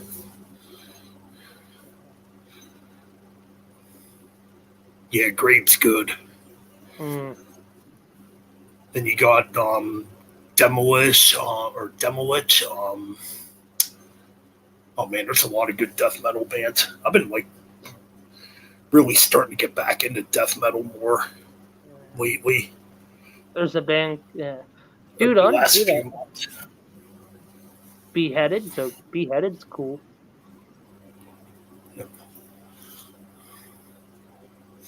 So then you got there's so much good stuff out there. Ben, The obvious one. here's a death metal band name. Tell me if this is an interesting name. Bestial Warlust. That's actually a band. I have one of their CDs. They're kind of like a Celtic Frost type of band. Bestial Warlust is. They kind of sound like early Celtic Frost. If I'm thinking of the right band. There's a death metal band called Cancer. It's kind of funny. Cancer's good. I do have their first. I have their first CD. Oh, Ben, how can you forget Carnage? Oh yes, Carnage is fucking good too. Yeah. That was Michael Amott before he was in that was Michael Amott before he was in Arch Enemy and Carcass. Cryogenic. I've heard that name before too. There's a band called Dance Club Massacre. It's a death metal band. Dance Club 2004 to 2010. Genres. Deathcore. What the fuck is mathcore? That's new to me. Oh, mathcore. Okay, mathcore is like Dillinger Escape Plan. That's kind of what mathcore is. You don't really hear much about mathcore these days. Yeah. There's a band called Destroy, Destroy, Destroy. I've heard that band. I don't think that band's around anymore. 2003 to present, says on hiatus. I have it here pulled up on Wikipedia. They have 2 studio albums, Devour the Power in 2006 and Battle Sluts in 2009. There's an album. I think they were a melodic death metal band. I've heard the name before. I remember when they came out. Melodic death metal, power metal, thrash metal. Yeah, that's kind of what they are. And their EP is Kill or Be Killed. Interesting name for their follow-up album, Battle Sluts. Yeah, that's death metal, right? Yeah. I remember their first album, but I never heard their second album. Death Clock's always fucking good. And that movie came out. There's a movie that came out. Yeah, music and everything. What's that, Death Clock? Ooh. And there is supposedly an album. Guess they have a title for the album. For new Death Clock. Death Album IV. Yeah, I think it's coming out soon. Released August 22nd, 2023. So that's coming very shortly. Ooh, it's coming in a few days. Shit. Labeled, and there's already a track list. You want me to tell you the songs or no? Go ahead and read them. Track 1, Gardener of Vengeance. Track 2, Aortic Desecration. Track 3, Poisoned by Food. Track 4, Mutilation on a Saturday Night. Hell yeah. That's like That's a nice title. Track 5, Bloodbath. Track 6, I Am the Beast. Track 7, Horse of Fire. Track 8, Deadface. Track 9, Satellite Bleeding. Track 10, SOS. Track 11, Mermaider Ill. Mermaider the Third. Yeah, it's a track to close it off. Yeah. Sounds pretty Gina. cool. And guess what? Brandon Small, vocals, bass, guitar, keyboards. Gene Hoglan, drums. That's what it says. Sweet. So for people who are wondering what Gene Hoglan's been up to, he's been doing stuff for Death Clock. Oh, it's gonna be killer. Oh yeah, man. He did the other Death Clock albums too. Hey Ben, that'd be a good little. Well, there's only 1, 2, 3, 4 albums. This would be a good little album ranking we could do sometime. Rank all the Death Clock albums. I got two. I got 2 of their CDs. Don't mind me. I'm just moving over. Don't mind me. I'm just moving over to my bed where my charger's at. So don't mind me, Ben. I just got to charge my phone. That's cool, man. Dude, I'm having a blast. It's been a good stream, despite the technical difficulties earlier. Things have stabilized off. Oh yeah, man. This has been a cool stream so far, I think. Yeah.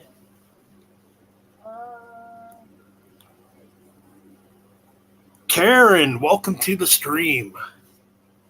Long time no see. Yes, Metal Ben is still around.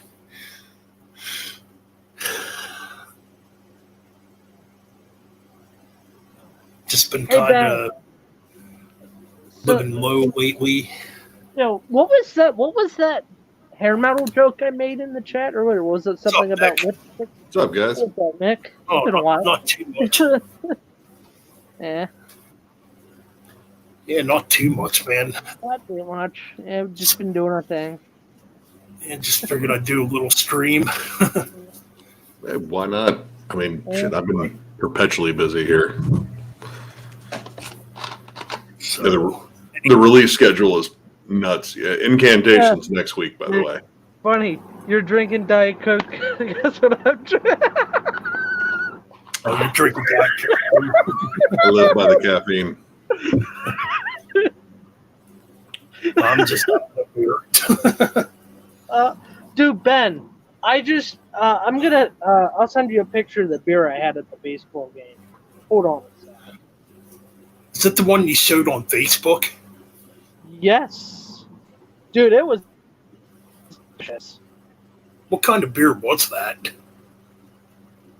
Uh-oh, I think Mike Nope. froze. He did. Either that or he's really good at holding still.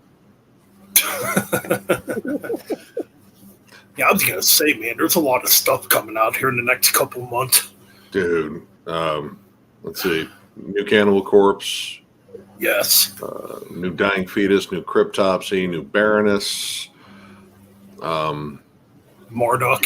Yeah, Marduk. Dude, those Marduk tracks have been sick. I wasn't a big fan of the last one.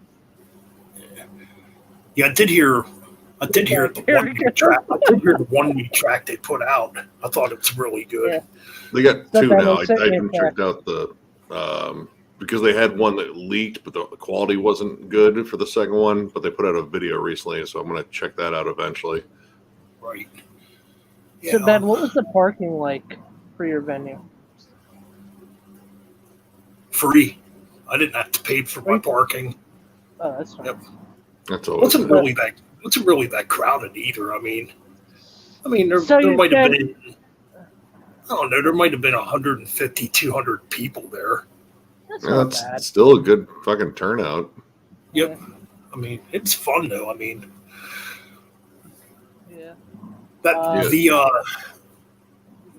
the mosh. Oh, what the fuck are they called now? Mosh Fits, you said, right? Yeah, the Moshpits. They were good. They were a Misfits cover, but well, they did dancing songs too, and they sounded pretty good. And I thought the vocalist sounded a lot. Like Glenn Danzig too. Yeah, you gotta, So Nick. You gotta cool. check out Ben's buddy's band, Fatal Aggression. When me and Ben saw him live, oh, they were killer. You would like them. Yeah, John and I, we last weekend we went out to Indianapolis for Heavy Hell. Go check out that, and we know the guy that runs it. He was the old drummer from Demiricus. Anyone remembers those guys? I've heard that name before. They put out a couple albums on Metal Blade and then kind of went defunct, reformed, and then went defunct again. Yeah. But he owns a club down there called the Black Circle, which is really fucking cool. And essentially, he puts on the small fest, single day fest, and his new band was playing Flesher, which is fucking awesome. And Nice. yeah, dude, they pulled a lot of like cool bands. Temple of Void played, Mortician, Profanatica. Mm. Oh, okay, cool. Deceased, dude. Deceased is amazing live. Yeah, I didn't Yeah, get a that's chance one to talk band I'd to like him. to see. Yeah, King was out in the crowd talking to everybody. He's a fucking character. Yeah, I've seen plenty of videos with King. He definitely seems like a character. Dude, I mean, he seems like he'd be fun to just sit back and chat with because, I mean, he's definitely like, you know, old school as fuck, a fan for fucking life. And, you know, Oh, I mean, yeah. he's got his opinions for damn sure, but it's like, hey, man, you love what you love. Yeah. Oh, Nick, Right, are you going to exactly. listen to the new Deathclock when it comes out? Oh, yeah, dude, I'm probably going to tap Shred to review that one with me. Yeah, we're reading off the song title. I'm like, yeah, this is going to be a pretty good album. I mean, it should be fun. I mean, dude, Brandon Small knows how to write. Yeah, he's a solid guitarist, and I love all three of the Deathclock albums. Which one's your favorite out of the three? I mean, I think two stepped up the game quite considerably, but I mean, they're all good. But I don't know. Two has a lot of my favorite tracks on it, dude. Laser Cannon Death Sentence. That song fucking rips. What will be your favorite track from the TV series? From the TV series? Shit, I don't know. I've always been partial to Hatred Copter just because you get the Pickles vocals in there. Yeah. And he kind of sounds a lot like fucking Dave Mustaine on those. But I don't know. Go Forth and Die has such a great fucking riff to it. Yeah. At least they didn't have the clowns sing for that. Good Lord. Oh, Dr. Roxo? Dr. Roxo Rock. rules, man. He loves cocaine. I wonder where they made that joke from. For that character. I mean, he's sort of a parody of like glam metal. I think a lot of the Dr. Roxo jokes are kind of centered around David Lee Roth. Yeah, I can see that. Like, I mean, there's clear people that they emulate in terms. I mean, like, you know, like you look at Nathan Explosion, and it's like, yeah, you're essentially Corpse Grinder, Yeah. and like Toki kind of looks like Grutlev from Enslaved.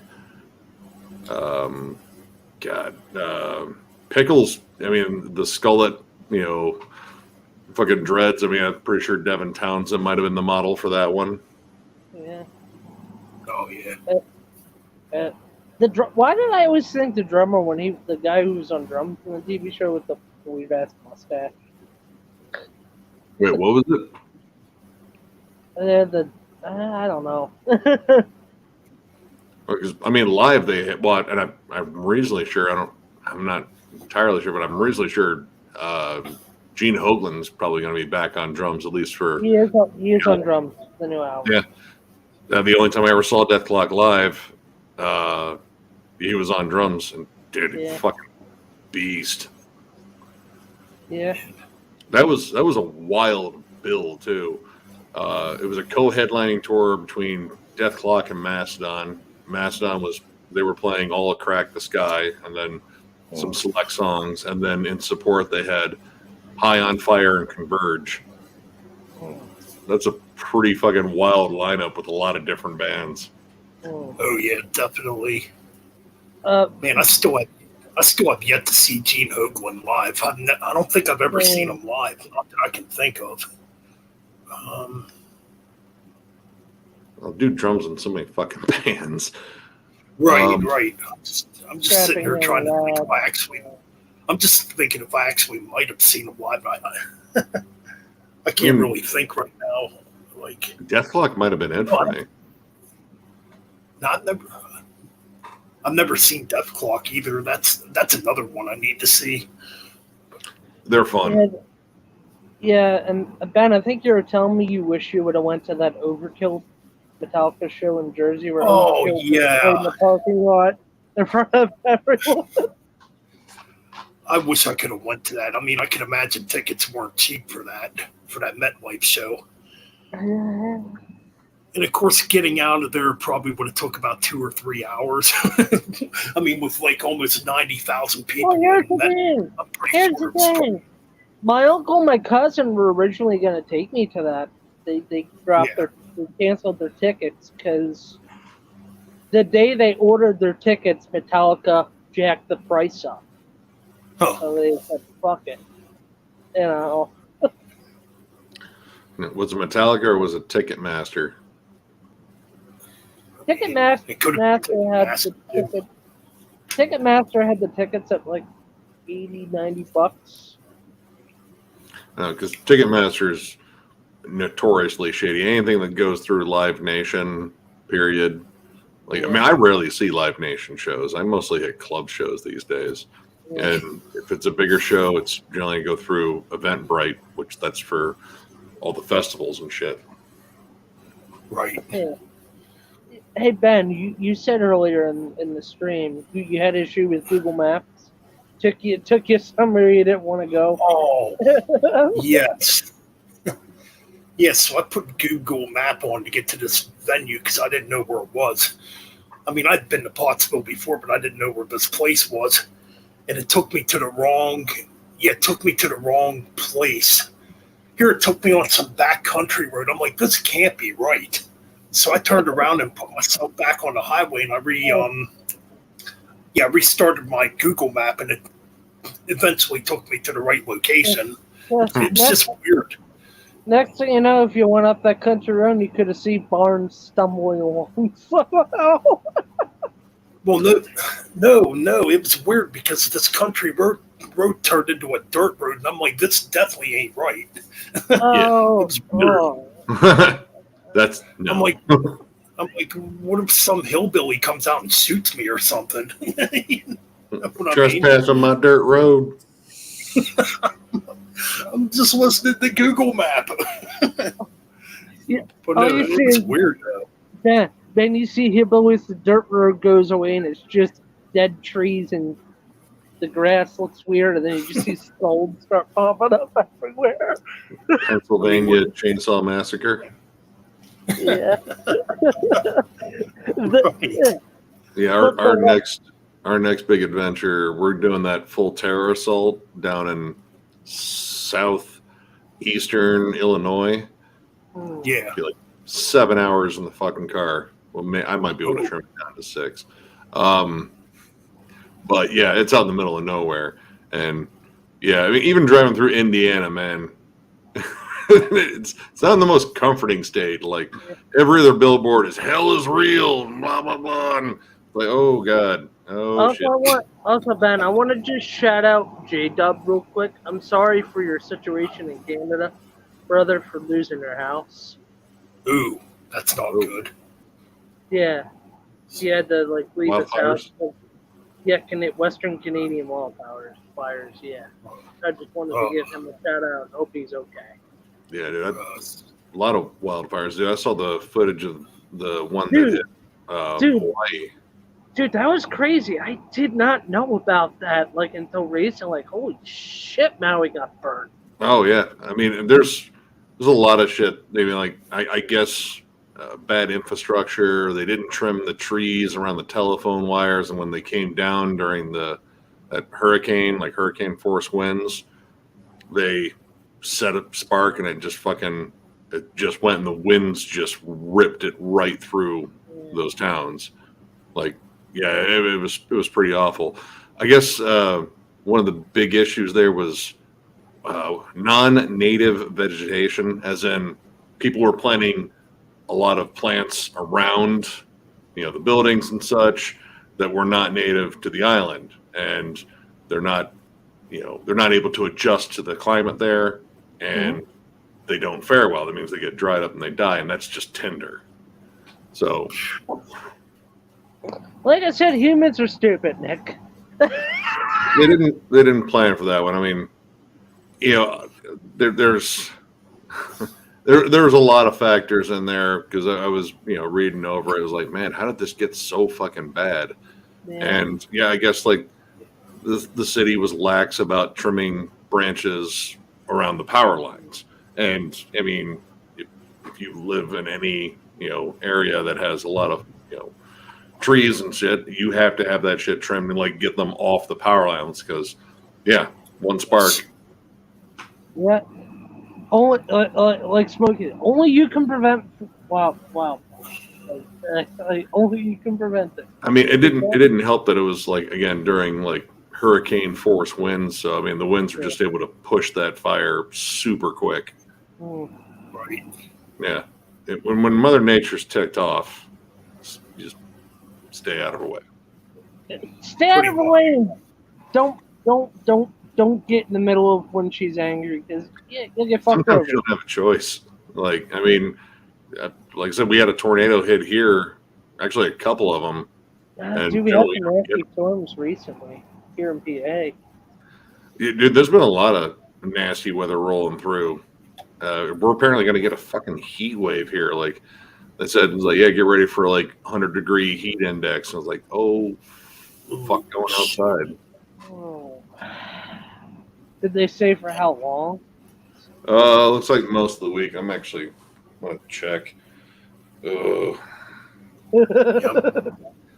I'm the last right now, one we actually. had was Nick. Hey Ben, what was it? Remember that one heat wave we had where we did that stream and you and me were just out of it?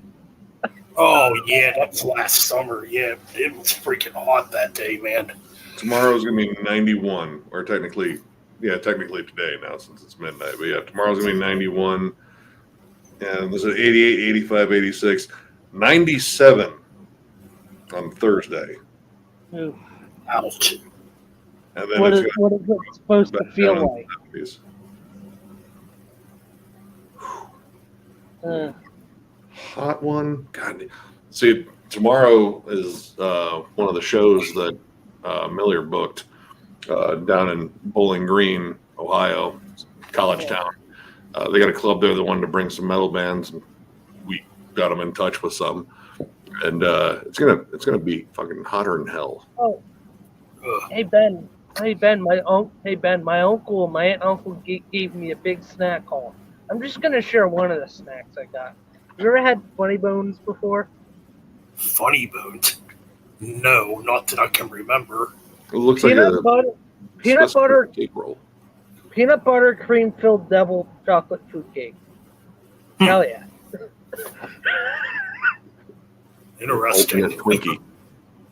Yeah, pretty much. Yeah. Dude, anything snack wise, give it to me. I'll eat it. I'll shove it down my mouth. Phrasing. Have you had a chance to jam this yet? No. No. What CD is that? Spirit Adrift, the new one. No, I have not. The guy- No. I know how much you love old school heavy metal. Yeah, this is prime old school heavy metal. Great guitar harmonies and leads. I'm going to call it. This is right up your alley, Ben. You would love this. The songwriting is fucking Spirit so. Adrift. And it's called Spirit Adrift. Spirit Adrift is the band. This one's called Ghost at the Gallows. Honestly, I'd recommend any of their stuff. Their earlier stuff is more like doom metal, but they started kind of shifting to heavy metal. And this is just heavy metal riffs for days. Ooh. I'm going to have to check that out. And if you like the proggy era of death, this new Horrendous album, yeah, like death circa human, individual thought patterns, atheists, Cynic, maybe a bit of Gorguts. Ooh, Wild. I'll have to check that out too. The guitar work in here is unfucking real. Nice. Hey Ben, I'm probably gonna go to the comment section. I'm getting kind of tired because you can tell I was out all day. I'm Okay. gonna get going, That's brother. fine. Good seeing you, man. Yeah, take it easy, Mike. But yeah,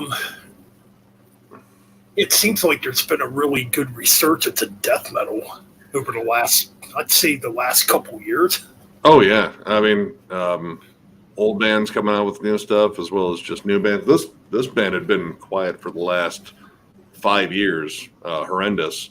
Their last one, Idol, was absolutely fantastic too. This might even beat that. I don't know if you saw the review today. This was the first 5-star rating that John gave out. I still couldn't quite pull the trigger on 5, but it's close. I'll have to check that review out then. No, I didn't get a chance to check it out. Oh, dude, a little bit of Voivod to him too. Yeah, dude, it's technical, but it's not wanky. Like it feels like it's more about the songwriting. That's one band I still need to dive into is Voivod. Voivod, I mean. Oh, and that's a big dive. In a fun, weird one. I mean, I think I got up to I'm trying to think which album. I think it was Nothing Face. Then I stopped at Nothing Face and just haven't gone back to the discography. I mean, well, a lot of people are kind of divided on Angel Rat. I like Angel Rat. It kind of sounds like 80s Rush, and Okay. I like 80s Rush, so I don't have a huge problem with that one. Outer Limits, I think, is fantastic. Like one of the, I think one of their most underrated albums. But yeah, they went through the period without Snake on vocals. That stuff's good. Some of their heaviest stuff. The stuff with what's his name? Eric Forrest. Eric Forrest. Yeah, that's Yeah. it. Yeah. I did check out those two albums. Those two albums I did like. Heavy, very heavy. Probably some of their heaviest stuff. But yeah, their recent stuff has been unfucking real. Yeah, I'm gonna have to check into more of their discography again. It's fun. That compilation, the re-recordings they did, Morgoth Tales.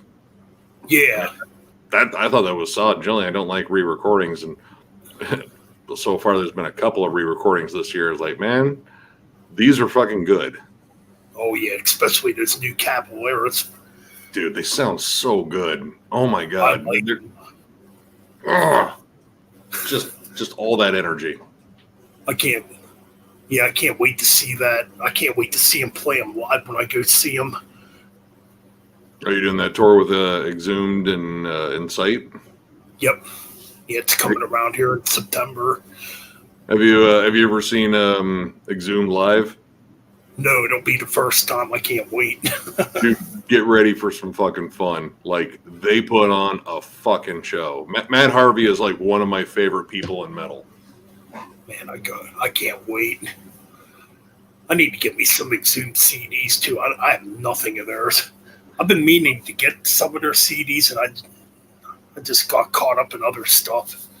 You know how it goes. Slaughter Cult is fucking fantastic. I mean, I kind of like all of them for different reasons. Necrocracy, I think, that one's kind of like low key their heart work. God, I mean, the new one moves at 1,000,000 miles an hour.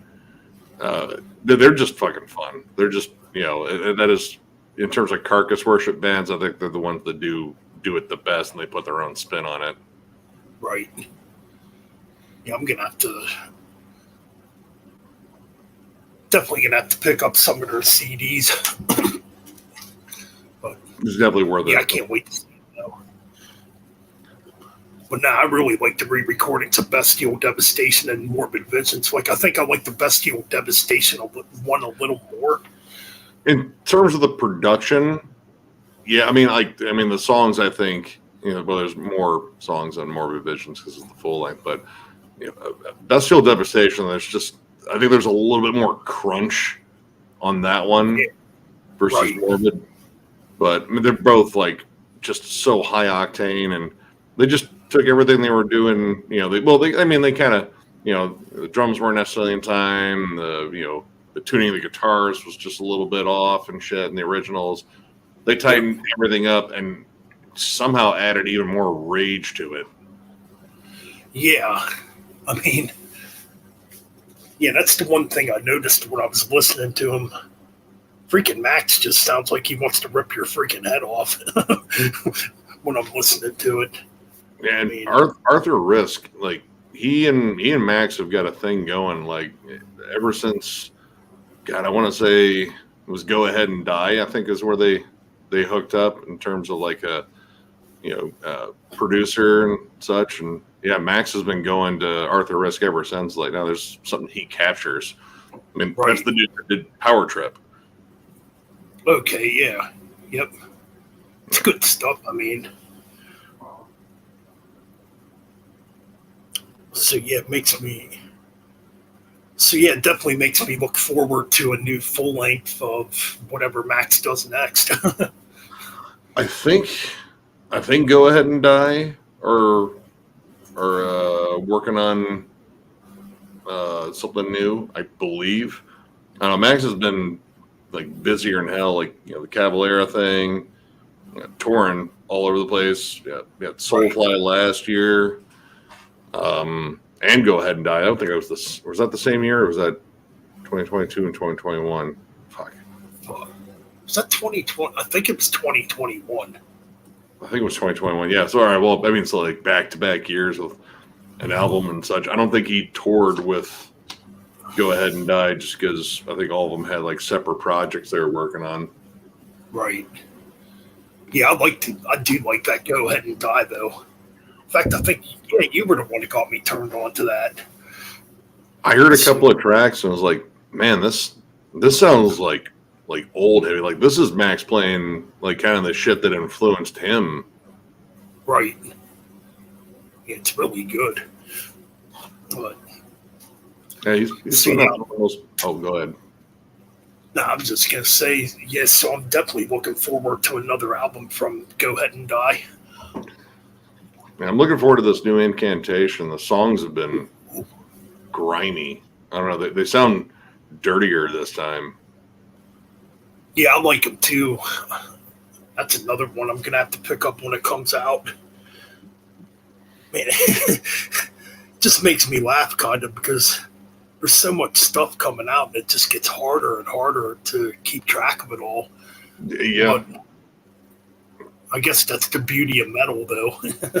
I mean, that's a sure sign it's thriving. Like, Right. there's constantly bands putting out work. I mean, there's a bunch of other shit that I'm totally forgetting that's coming out too. I know there's probably a ton of shit in October, but I know September is pretty fucking loaded. Oh yeah, big time. Hell, Yeah, I that's think gonna be Ministry is coming out with a new one next year. They already put out a video. Oh yeah, speaking of that, yeah, I just saw that last night when I was kind of just scrolling through YouTube, and I checked out the new song. It's okay. Like I liked the last one. I thought the last one, honestly, was like one of the best Ministry albums in years. Fortunately, that isn't saying much because since all right, what was the Last Sucker was the last one that I really liked. Then he did the whole retirement tour in 2007. Like, no, I'm done, or 2008 or 2009, whatever it was. And then like a few years later, like, just kidding. And then 3 albums in a row of just eh. And then the new one, Moral Hygiene, I thought was like, dude, this sounds inspired again. This actually sounds like the old industrial side. Like, it's probably never going to be as good as Psalm 69, but Right. it was in that vein. Man, I feel like I did not check that one out. I'm gonna have to look that one up. It was good. I mean, I think he was a little heavy on the samples, like to the point where sometimes there were more samples than there were actual vocals. Right. I mean, he's like 65 now. I'm gonna say he's got to be up there. He's got to be pretty up there in age. Al's way up there in age. I don't know. We'll Yeah, see what the rest of the album sounds like, but that first single is like, this is kind of a so-so lead off here. Like, you're really not. I mean, it sounds like Ministry. I'll give it that, but like, this just sounds like a B-side. Right. Kind of sounds like the album before the. What the hell was that album called before the last one? Oh, that I don't like that album at all. I hate that album. Yeah, I didn't care for that. one. Americant. That's it. I think that's what it's called. Yeah, I didn't bought care it. for that at all. And I honestly, that'd be like my least favorite fucking Ministry album. Like, no shit. Like, that album was a dud. There was not a single track in there I think I really liked. Right. It was just bad. But like I said, Moral Hygiene was like, holy shit, this is so much better. Why did what? I don't know. Whatever you were doing for this one, good. Don't do what you did for the last one. Fuck. Right. Yeah, I'm gonna have to definitely check out the newest Ministry album. It was good. Okay, I'm trying to think what else comes out. I mean, I know the rest of this month. New Blut Aus Nord. Might finally try to dive into the band. I've had. I don't know. They're hard to get into. It's so dissonant and atonal and creepy. I don't think I've heard that name before, but I can't picture what they've done. I don't know. I know, like, Jeff's a huge fan of them. They're avant-garde black metal from France, like, kind of like Deathspell Omega. Oh, okay. Like in that vein. What else? Till the Dirt. That's Kelly Schaefer's new project. They have one single out. It's really weird. I don't know. I mean, and actually, it's the first time Scott Burns has returned as a producer. Oh wow, Yeah. Scott Burns is back. Yeah, I saw that. I was like, holy shit, Kelly got him out of retirement. I can say he probably hasn't done anything for like 25 years. I'm guessing. If I'm not mistaken, I think the last thing he did might have been Suffocation's Despise the Sun EP. Okay. And that was 98. So yeah, I think 25 years. I think you're, yeah, because he got disenchanted with the whole, I'm tired of being pegged as the death metal guy. It's like, well, you're being pegged as the death metal guy for a reason, because yeah, you do great work. Exactly. Yep, exactly. But yeah, there's a lot of interesting stuff coming out for sure. Yeah, new Undergang. I'm looking forward to that one. Their creepy bullfrog vocals. Don't think I ever heard of that one either. It's a Danish, like, old school death metal band with, like, they're not quite like the Demolich vocals, but they're kind of close. Like, super deep gurgles. Okay. It's ridiculous. It's gory. I think all of the song titles are in Danish. Actually, the album title is also in Danish. Like, we reviewed their last one, and like, fuck, I don't know how to say any of these words. It seems like every other letter has an umlaut over it. But it was fun. It's grimy and dirty sounding. Like, sounds like, people coughing and barfing and like Autopsy. Like Autopsy, right. Except maybe like deeper. I'm trying to think. I thought I heard what the hell were they called? I can never pronounce the name right either. It's Talkie Take. I think it's black metal band. Yeah. Yeah, he's got one coming out. Well, it'll be 1st of September. Yeah, that's what I thought I heard. And I haven't heard much from him. He got some flack for. I mean, he wore a fucking shirt with a swastika on it live and got flack for it. I was like, yeah, maybe you shouldn't have wore that fucking shirt. I know you're trying to be edgy, but also think about it. Exactly. But I have like 3 of. Is it his? I don't know if he's got a full band or it's all him, but I have 2 or 3 albums by that dude, and it's really good. Like, it's really solid black metal. Yeah, they do put out some good black metal. I need to get some talkie, however the fuck you pronounce it. I need to get some of that in my collection too. Talkie.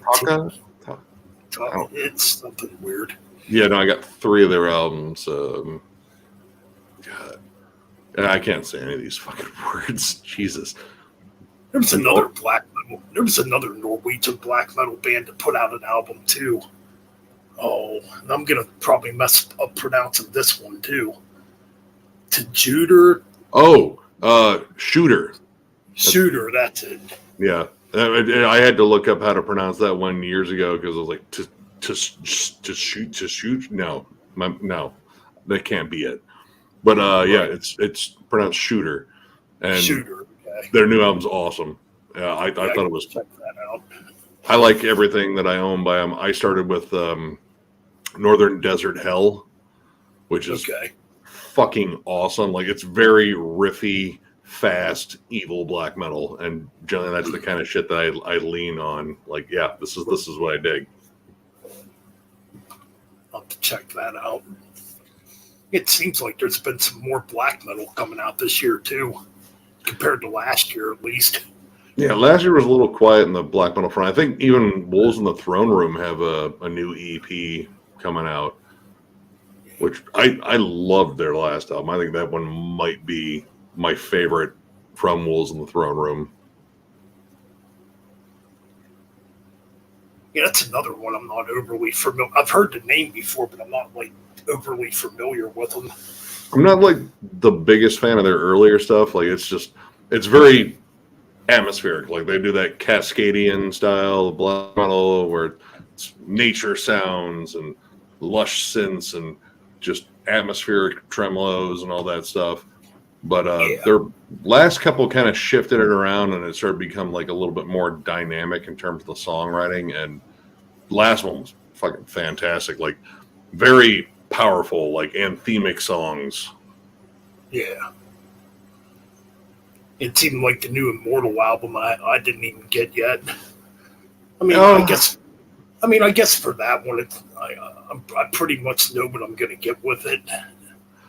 I went in with high hopes because the last one before that, Northern Chaos Gods, I thought was really fucking good. That was a good album. Like, intense and fucking heavy and biting, and it kind of like stripped away a level of camp that I think was there when Abath was in the band, and it just got seriously heavy. This new one is just, I mean, it's good, but it's just kind of there, and that was my big issue. Like, Shred and I were both stoked to go over it, and yeah, when we finished jamming a couple of times, like, man, is this just like not hitting you as hard? It's like, yeah, yeah. Yeah,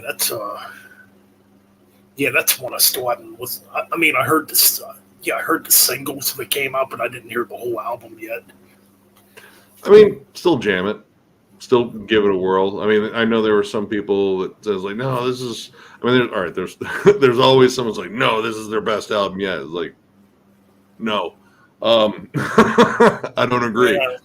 Yeah, I don't think that happens with a lot of releases. Like, you get like some serious fanboys, and they're like, "This is their best album yet." Like, there was one dude that got, and he was a longtime subscriber too. He got pissed at fucking John and I because we gave the new Cataclysm a 3, which is a favorable rating. It's a good album. It's not like, oh my god, this is the most mind blowing thing ever. It's like, it's Cataclysm doing Cataclysm. I think it's better than the last one. it's not really a huge fucking problem there. But you get pissed because we didn't fucking like completely jerk it off. I don't know. Fans are fickle. Yeah, they are. Especially if they really like a band. I mean, and if you really don't, you really hear about it. I mean, I checked out one of the new Catechism songs, and I just thought, man, it doesn't sound like anything. What's the word I'm looking for? It doesn't sound like anything I haven't heard before from Catechism. That's just kind of the vibe I got. It really isn't, but I mean, I will say, like the new drummer they got, what's his name? Something James Payne. He used to play in Hour of Penance. Solid drum work. Like he's, I mean, if you're gonna play in Cataclysm, you got to be able to do that ridiculous hyper blast, and he can totally do it. And yeah, his drum work is notably more brutal. It kind of gives the songs a little bit like heftier edge than the last one, but this album it's kind of laid out like the last one, like even down to like the opening track in the last one, Kill Shot, heaviest song on the album, comes in, whoops your ass, blast beats, chuggy riffs. The opening track on the newest one, same thing, like same formula. It's like, all right, that fucking whooped ass, great breakdowns. And then it kind of settles into cruise control for a while. And, there's some really good songs on it. It's just like, I've heard this before. Yeah. It's not a bad thing. I thought I heard somebody say, I'm thinking here. Yeah, I thought I heard somebody say the Deicide's working on a new album. They are. I think it's done. I think they have. I think they have a release. I don't know. I don't know if they have a release date yet. But I think the album is done in terms of the band doing all the recording. They don't have the. I forget that. They announced the title of it. Like, was it Banished in Sin or something like that? And they're on. Let's see. I think Raining Phoenix Music. I think is the label they're on. They inked. Yeah, because Glenn's been pretty transparent in the interviews about like not doing long-term deals with labels anymore. Yeah. As much as he thought it was like super cool when he was young to get that 7-album deal with Roadrunner, he said like after 2 albums, like, dear God, this is not what I wanted. Because at that point you can become subject to the label's influence. Like, well, kids are buying this, and if you try that, yeah.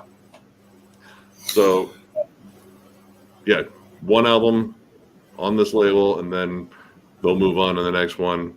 And I don't know. I'm curious. He sounds pretty inspired. Like he sounds pretty happy about it, because the last one he just kind of didn't seem like he was just that into it.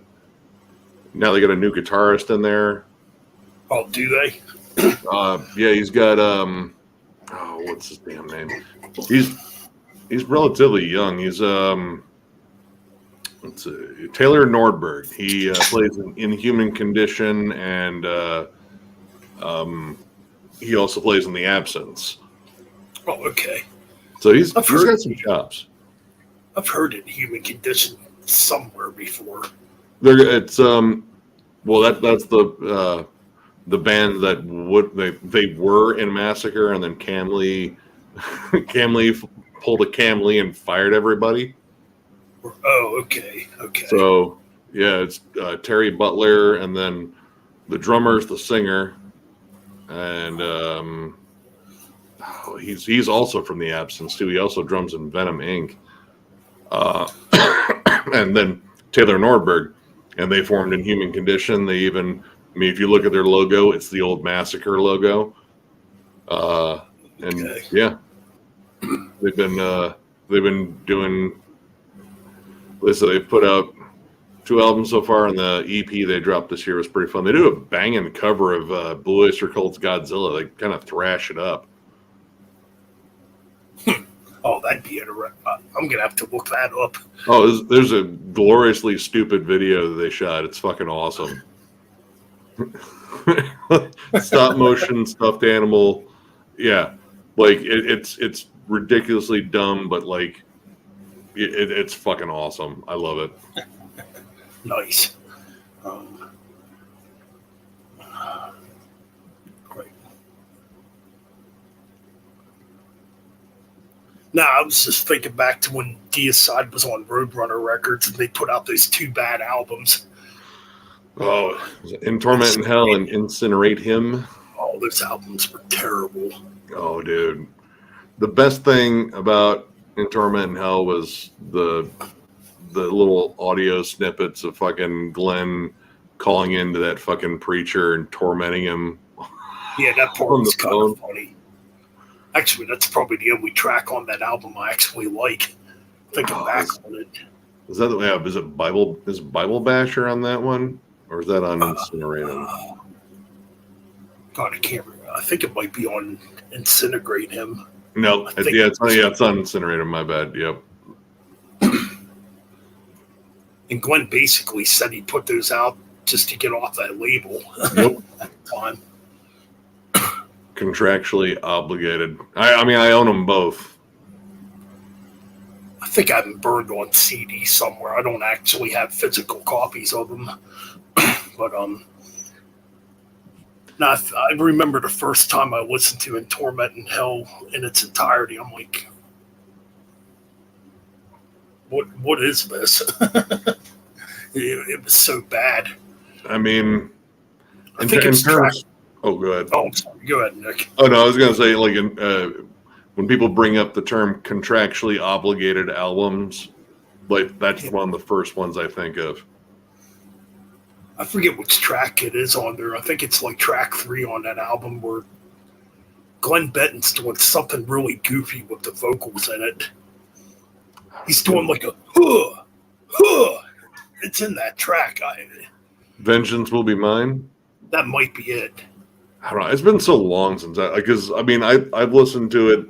It's one of those like I come back to every few years, and it's been a few years. Like, all right, I'm gonna see if I find something I like on this album, and then by the time I'm done with it, it's like nope, no, this kind of sucked. I don't know. For some reason, I remember that part because it's so bad. Oh man, there's a lot of bad on that particular album. I mean, I get it. They want it out. What a perfect way to fucking really let them know. Right. Another album I didn't really care for too was Till Death Do Us Part. I didn't really like that album much either. Yeah, that one. I mean, I wanted to like it. There's a couple of tracks I think are all right, but like he changed around the themes. Like he was going through a divorce at the time, so he skimped on the Satan, which I think, as much as people say like, oh, yeah, Glenn doesn't like Christianity, like we all know, is like, yeah, but at the same time, like that's sort of a universal thing to kind of expect. It's like, all right, let's see how creative he is about hating Jesus and shit this time. But that one, it was all about like his marriage dissolving and relationships, and it was like, you're not the right guy to like, because like that's the stuff where you like, are you listening to the lyrics like, yeah, man, I totally feel that. You're just going, divorce sucks. Like I can't connect with that much. Yeah, there's some good tracks on it. I think they're long. The songs on that album ended up being like really long too. Like they were super drawn out. Oh man. I mean, it's been a long time since I've listened to that album. But Same. I just remember not liking it when I first heard it. That was a long time ago though too. Yeah, I haven't gone back to that one in a while. Actually, the one before it, Stench of Redemption. Dude, that album was so damn good. That is a good album. Yeah, like just hearing that fall off between albums is like, dude, how? Why? Some like really awesome guitar playing on that album. I mean, he had Ralph Santola and Jack Owen on there. like, Yeah. like that's a killer fucking tandem. Yeah, because there's like a bunch of sweeping arpeggios and stuff like that going on that album, from what I remember. And the lead trade-offs that are on Homage to Satan, which like one of the big standout. That was their big single on there. They still play that shit live all the time. And oh man. Yeah, dude, Ralph's guitar work on that, super fucking underrated. Like he had such a great knack for fucking melody, despite them playing at Mach 10. Because that album moves fast. It was fast. It's a good album though. It's still my favorite album.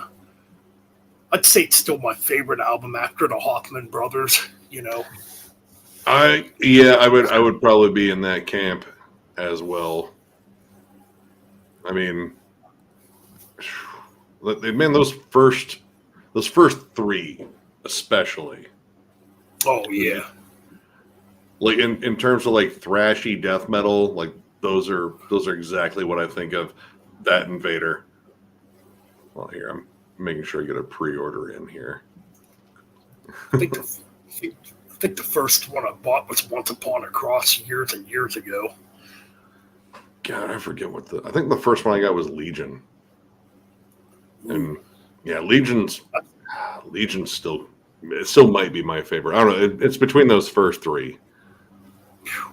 Yeah, Serpent of Light is good too, though, but it's not on like, dude, those, oh man, especially like, dude, Legion and fucking the self-titled alone. Dude, I jam the self-titled a lot. I fucking love that album. Such a good album. Oh, dude. Serpents of the Light. The thing I noticed about that album, it seems like they were influenced by black metal on that album. Because there's a lot of like that tremolo picking. I mean, there's tremolo picking in mainly all the Deicide albums. But on that one, there's something different about it. Yeah. It had more of a black metal feel to it in some ways. It dropped a little bit of the thrash. And I mean, I think at that point, like, God, when did that one come out? Like 97? I think it's 97. God, let me see here. Yep, 97. Yeah. Yeah, when that was kind of when thrash was kind of dying out, and you know, so maybe dropping the thrash, like, all right, we'll just bring some different kind of fast and heavy to it. Right. I don't know, it's still a good album. Like that one kind of gets overlooked, but yeah, dude, those first three. Whew. Oh, the first three are definitely the best. Yeah, dude, and seeing them live for that Legion tour. Man, dude, they blazed through that fucking set. Steve Asham, whatever it is. That dude's a machine. Oh, he's an excellent drummer. Dude. I mean, unreal. And God, how old is he now? I almost want to check now. Got to be near 50 or 53. 50 shit. 53, and he's still a blast beat fucking pro. Like he moves insanely fast. And he's doing like complex turnovers and shit constantly. Right. Like he was a blur of motion. Yeah, I thought I heard too that he don't even use trigger. Yeah, I think he's one of the drummers too. I heard that does not use triggers. Man. You know what? Honestly, at this point, like at his age, it's like you can go ahead and use triggers now. You already proved that you can do it. Save proved this point. save your ankles, man, because I want to keep seeing you guys live. You know, I don't want to hear it's like, yeah, dude, like apparently all the bones in my ankles are gravel now. Yeah, I remember the first time I heard Deicide. Oh, gee, it would have been Legion. This would have been. Let's see, my friend had it on, or some kid I went to school with had it on cassette tape. Right away, I was curious about it. I'm like, I gotta hear what this sounds like. So he burned me a copy of it back in the days when, you know, you burned cassette tapes. So he burnt me a copy of it, and I'm listening to this shit, and I'm like, I thought Dave Lombardo could play fast. This fucking drummer is like inhuman at the time. I mean, I want to say when I first heard Deicide, like I was like, legit, this is the fastest thing I've ever heard. that's what I thought. It might have been Legion. It might have been the first album. It was definitely, if I remember right, it was a burned or a copied tape from a buddy. Yeah. It's one of the first three, but I know when I heard it, was like, dude, this is nuts. And Right. you know, I was listening to like Cannibal Corpse and shit like that at that point too. And I was like, this is even faster than that. I'm trying to think. Yeah, because when I first heard Deicide, I hadn't quite heard Cannibal Corpse yet. Actually, the first time I remember seeing the album covers to Cannibal Corpse, like I'm gonna say probably as early as '92. Like I remember seeing the actually I remember looking at, I can't remember what metal magazine it was. It's some metal magazine when I was a teenager, and I saw the album cover, The Tombs of the Mutilated, and thought it was just the coolest looking thing as a 13-year-old kid. Well, you're like, I mean, when I saw him in Ace Ventura, like, you know, I was like, what the fuck is this? But This yeah, is- it would have been Ace Ventura where I actually first heard him, and I'm like, holy shit, this is killer. Yeah, like, I mean, I'm pretty sure there were like parents in the theater going, ugh. But I was like, nah, this is cool. And yeah, I got eaten back to life first because at that point, I just, you know, I want something by this band. Right. And yeah, I was like, dude, this is just gross sounding. I like it. I would like read the lyrics and shit like that as I was listening to it. Like, holy fuck, man, this is just gross. This is a horror movie. I love horror movies. Yeah, because it was Ace Ventura: Pet Detective where I first actually heard Cannibal Corpse. Then I went out and got Butchered at Birth with my allowance money at the time. I don't think my mom liked that very much. Oh, my mom hated that album cover. She hated it. She gave me like, I'm just disappointed in you. Is this what you're doing with your money? I was like, yeah. Don't read the song titles. So me and my buddies, being stupid teenage kids, thought these guys were legitimately like serial killers or something. That's kids. I don't know. Like for me, like I was pretty sure. Like these guys just like horror movies. Like that was my connection. It was like, yeah, because there's like, you know, the zombies and shit like that. It's like, yeah. Now this is like a horror movie, except it's just, you know, it's musical. I don't know. Right. There's something about this that I connect with on that level too, because I was already like, by the time I got into that, I was really getting into horror movies, and just like, yeah, this is like the perfect pairing here. I get it in my music, and I get it, and because, you know, I listened to like thrash metal before that and stuff like that, and like heavy metal. Yeah. But So, death metal had something else about it. It was like, this is like the next level. Like this is this is like, all right, this is where it goes. I can't imagine it getting more extreme than this, and then it did. But yeah, it was crazy. I think I started hunting down anything that looked like death metal after that. Like I bought Obituary just because I liked the logo when I was a teen. oh yeah. Yeah, I got actually a kid in school, a kid I went to school with he actually gave me his incomplete cassette tape. He got out of death metal, or he was getting out of metal and getting into country at the time. So he's like, yeah, you can just have this. I'm like, okay. You got anything else? What else do you hate now? He did give me an X-Cops CD. Yeah, it's the X-Cops he gave me. I no longer actually have that CD anymore, unfortunately, but I still have the Obituaries cassette tape he gave me. This would have been back in 90. Oh, jeez. probably 96. He gave me that. God, I got it was probably 94 or 95. I got the Don't Care single. That was the first. It was cheap, and then after that, I got World Demise, which is not my favorite Obituary album, but it's still fun. But immediately, it was like this dude's vocals are absolutely insane. It's vocal, yeah. That's John Tardy's still like one of my favorites. Oh yeah, he still has it. That freaking new album's good. Yeah, dude, I dig it. Dude, that last track on it is the doomiest thing they have ever written too. Like that is just flat out gross. Yep. It's good. I'm gonna have to break that one out and listen to it again too. Yeah, I'm getting to the point in the year where I'm gonna have to start writing down like, all right, what have been my favorites this year, and start fine tuning the list. Even though I know there's a ton of shit coming, but I mean. There's a chance maybe some of those other new ones will suck. I doubt it. I don't think Cannibal Corpse is going to suck. In fact, so far the two singles they've dropped, I almost kind of liked more than the stuff I heard in the last album, and I really like that last album. It seems like the first track they put out's a little more groovier. That's what I noticed right away, like that double time kind of just chunky riff. Yeah. And Evisceration Plague. It reminded me of like Evisceration Plague because that's like one of their solid, slower songs.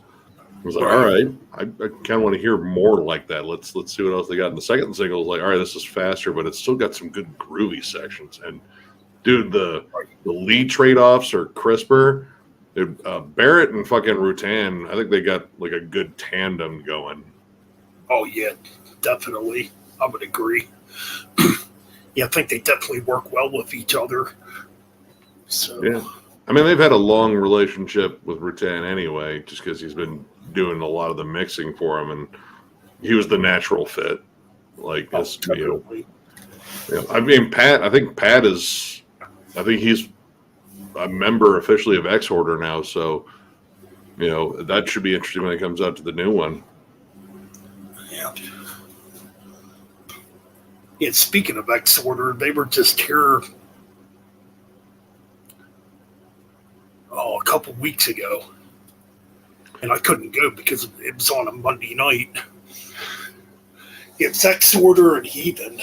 I really wanted to go to too, but I couldn't get off work to go to it.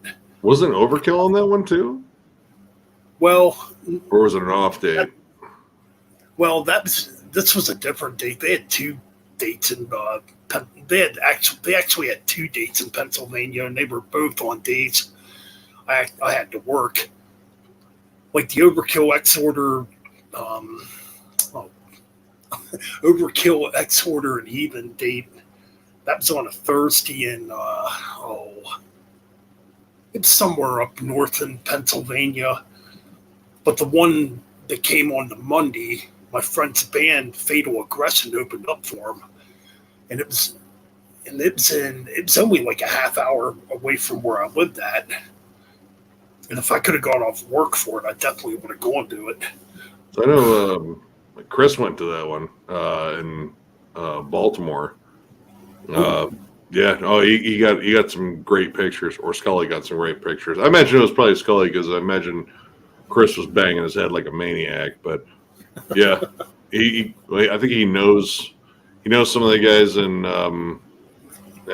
Heathen, so he was able to hang out with some of them, and he also ran into some other buddies there. But it looks like he had a good time. Yeah.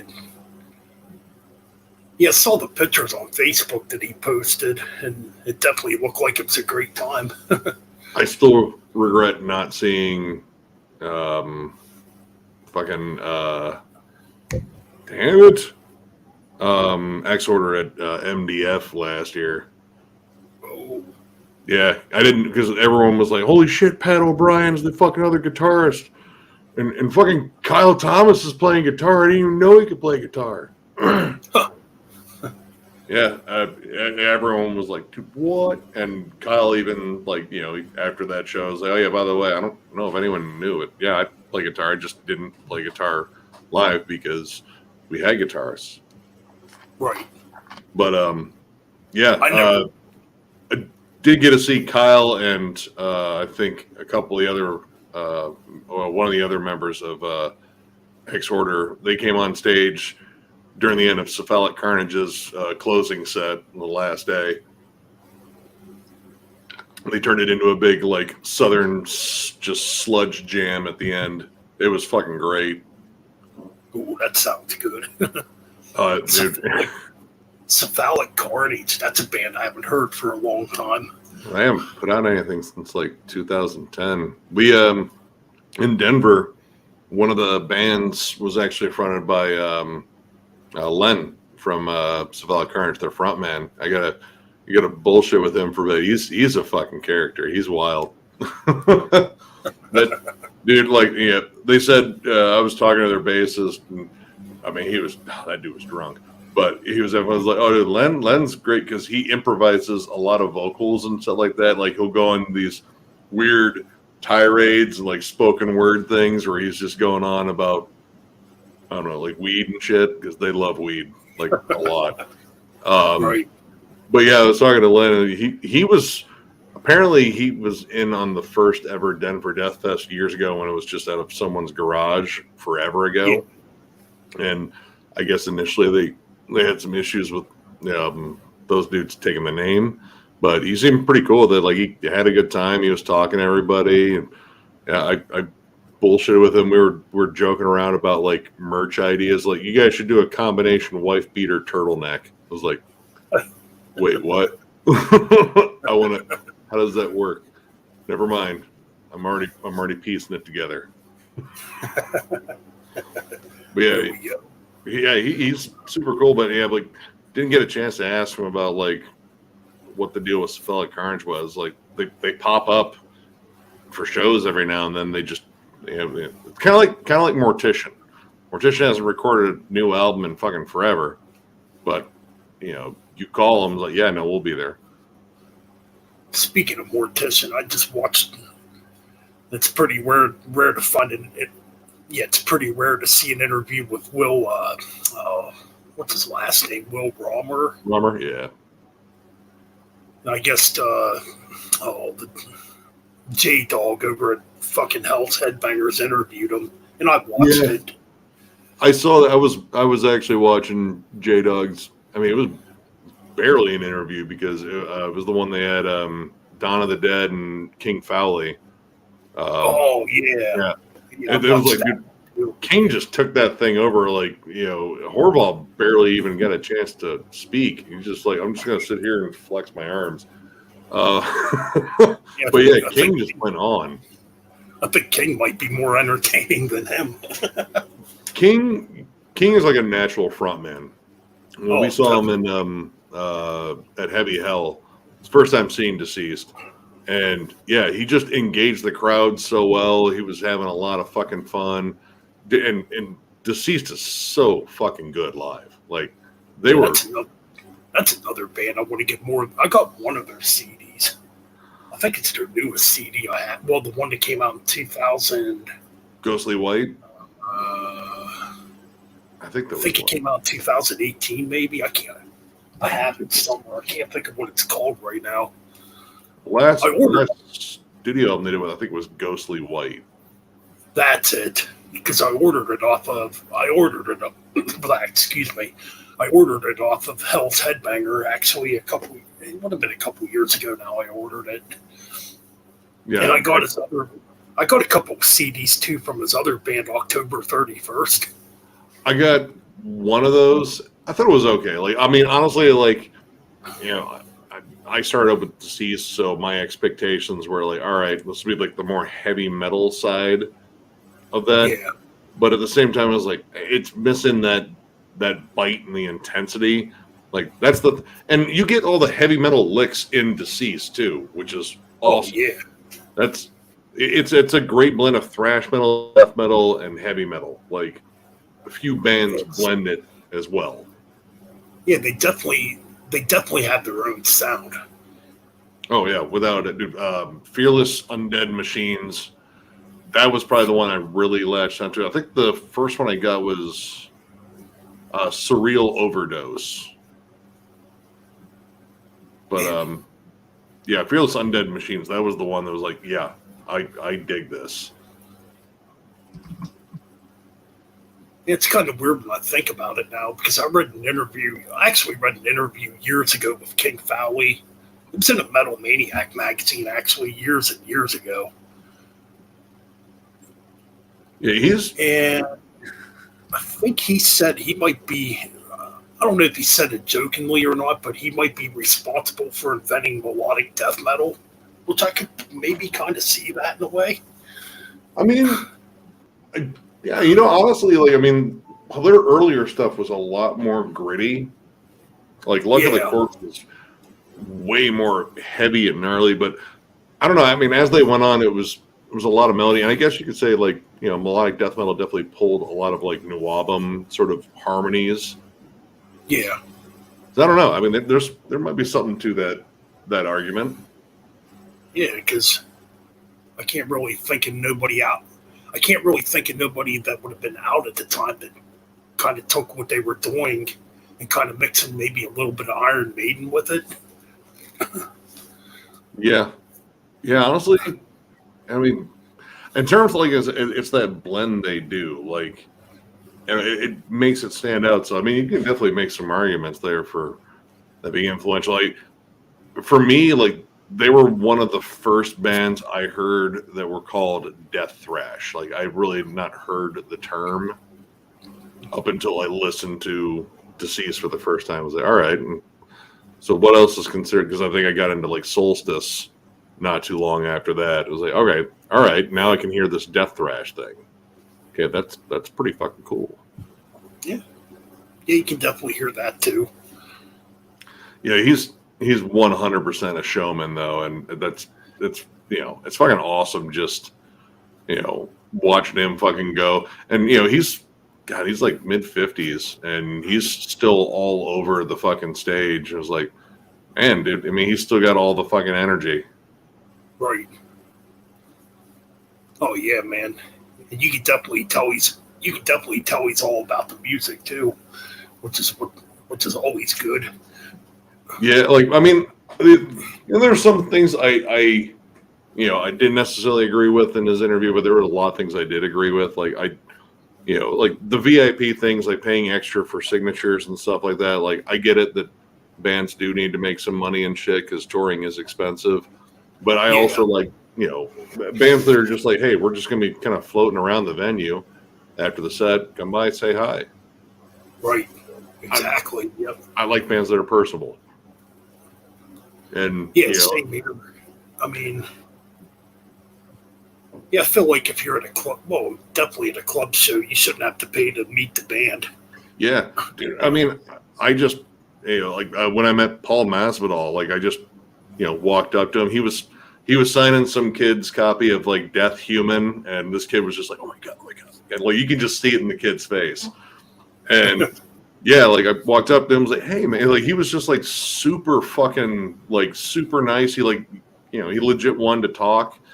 And before that, he was doing he did a sage scrub, for the stage, because it's like the spiritual cleansing the stage. This will be nice and clear, and he's big on all that.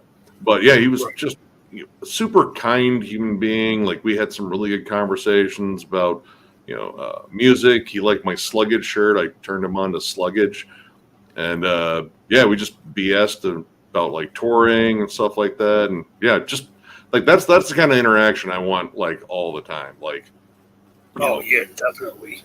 A cool, brief conversation, like, hey, thank you, man, appreciate it. I'm gonna fuck off so you can share that sort of moment with someone else too, because that's a cool thing.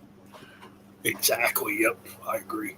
I'll be back, Nick. I got to use the restroom. Yeah, quick. I got to do the same too. So sorry, everyone. We'll be back. We'll be back.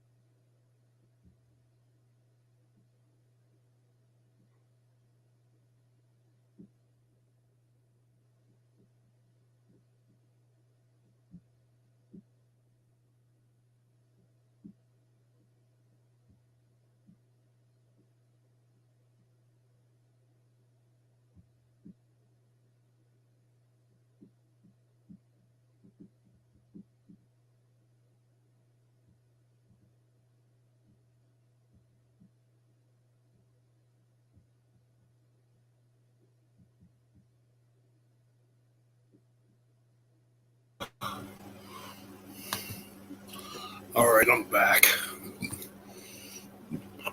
Take a look at the comments section quick. Wasn't ignoring anybody, if anybody's still here. Okay, so...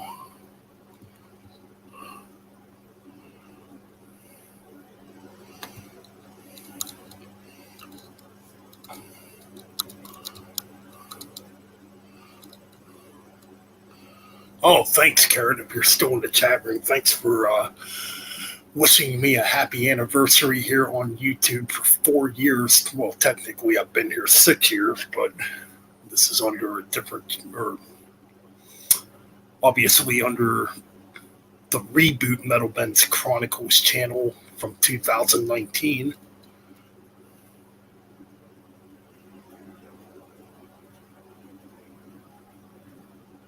Oh, oh, the way I'm wearing my bandana, I guess it kind of looks like Bret Michaels. Metal Ben looks better than Bret Michaels.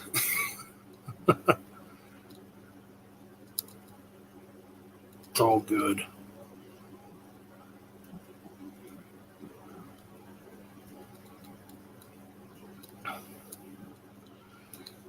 Yes, we are still here. Well, thanks for the nice comments, Karen. I definitely appreciate it. Heck yeah. And yes, more content will be coming. I know there hasn't been much. Well, I put out some videos this week.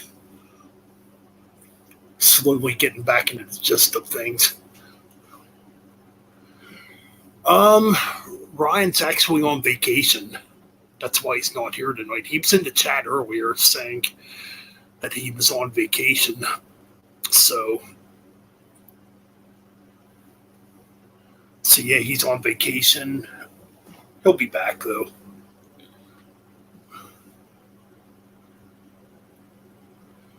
And I'm pretty sure Mike probably went to bed. That's what I'm guessing, at least. But just looking here.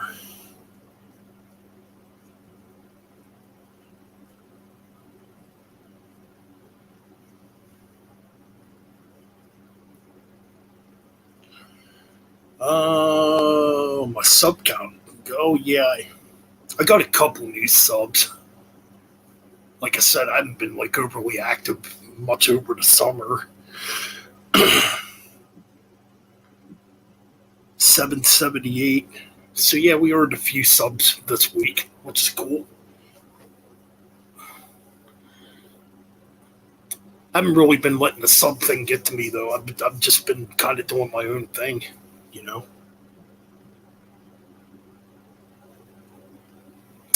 Hopefully, hey man, hey, you know what? I stuck around on YouTube even through the dark shit, so you know. Believe me, there's and you, anybody that's been around, you've seen me go through my stages of being frustrated, but you know what? I'm still here, and that's what matters. You don't give up. You don't give up what you love. And that's metal.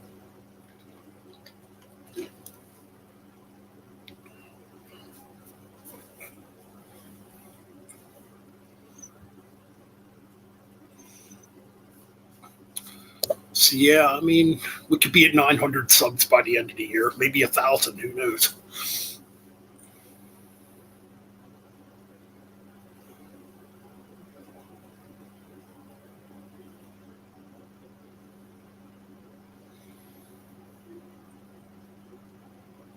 But yeah, I mean, it seems like it's been a long time since I've done a live stream on this channel. I know I just did, I think I did one back in July. I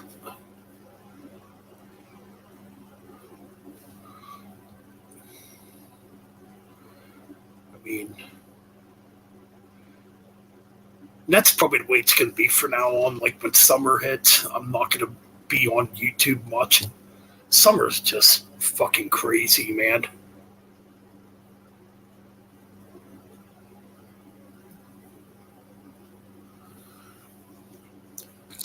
Actually, Karen, I think it's been about 2 years since 2021.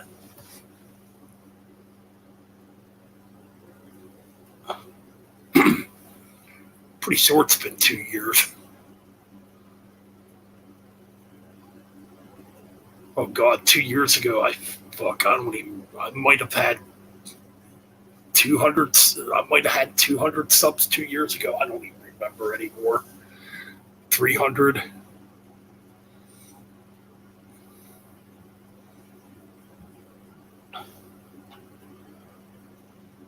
I was gonna say it's been at least 2 years since. Man, I'm gonna say since. Fuck. Probably the summer of 2021.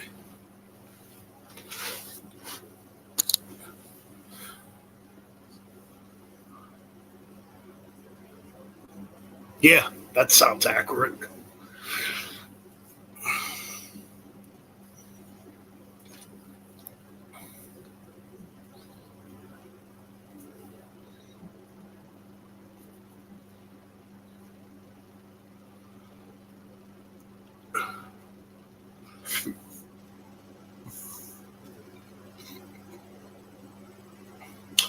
I mean, with fall coming up, though, I mean, I plan on doing a lot more on this channel. You know.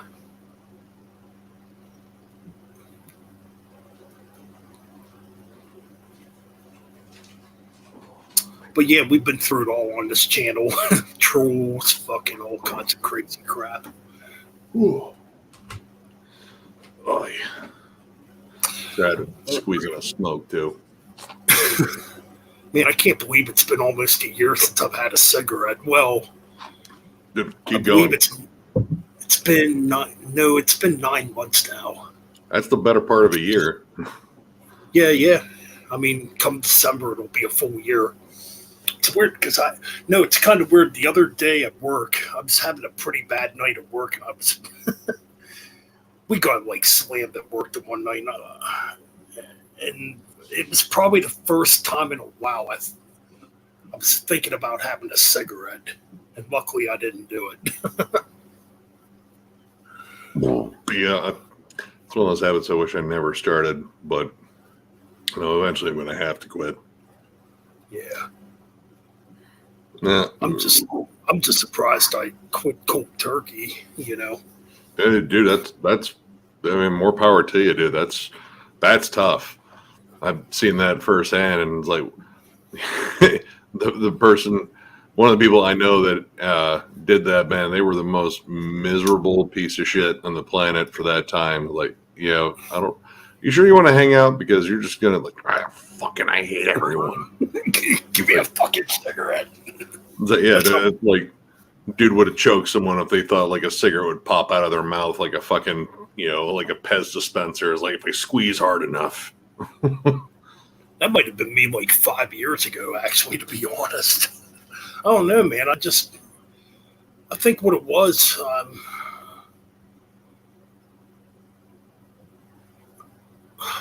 I'm just trying to think. No, I think what it was, I just kind of got tired of the way it's making me feel, Yeah.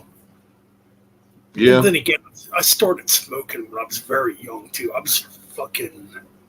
I had my first cigarette when I was like 12.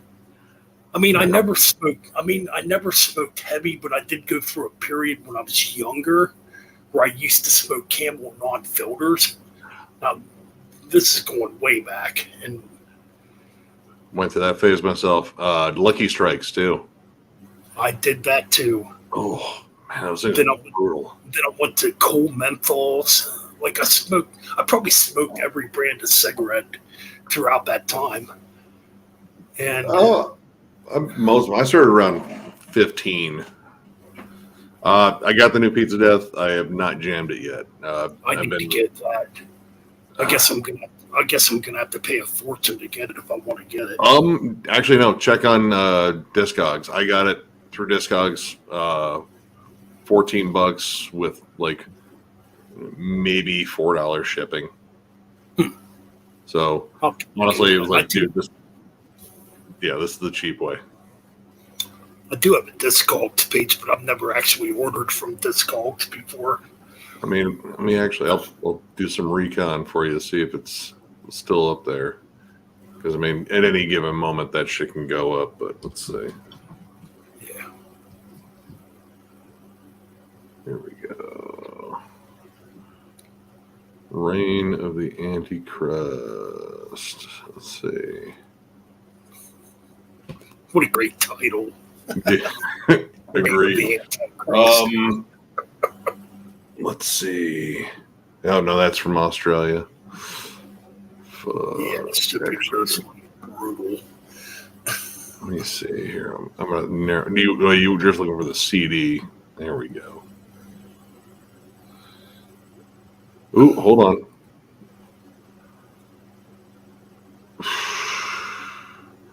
Man, I guess they're fucking lying. So, there's a couple for like $11.63. I was like, no. I mean, and maybe in U.S. dollars, but yeah, 63 and like a $30 shipping fee or some crap. Yep. Or from New Zealand for, well, I mean, yeah, no, that one's a little bit pricier. Yeah, so you'd be paying over $30. Both are brand new though, but yeah, who knows when you'd get it too. That's true. Man, that band needs a bigger record label. Yeah, I mean, something for distribution at least. Well, I mean, there's also. Let me see. We'll check Metal Detector. Actually, me, Metal Mike, I never liked Newport. I always thought they felt like smoking fiberglass. Yeah, I didn't. I might have tried a Newport once, and maybe Cool. Was never big on that. I do the Camel Crush now, so I can choose whether or not I want menthol or not, and that menthol is way more. Hold on. You might have some options here. Heavy Fast Records has Reign of the Antichrist on CD, $12 USD, and this is in the States. Yeah, you just go to Metal Detector and type in Pizza Hut. That's the first one that comes up. I'm going to have to look into that. It's not a bad price. It's about what I paid. No, that's not bad at all. Kind of curious what all they got. Well, they look like they got some cool stuff in their distro too. Not much in the way of CDs, but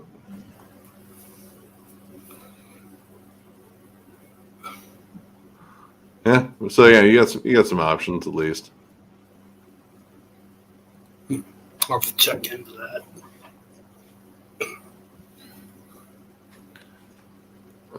Yeah, I haven't even actually heard the new album yet.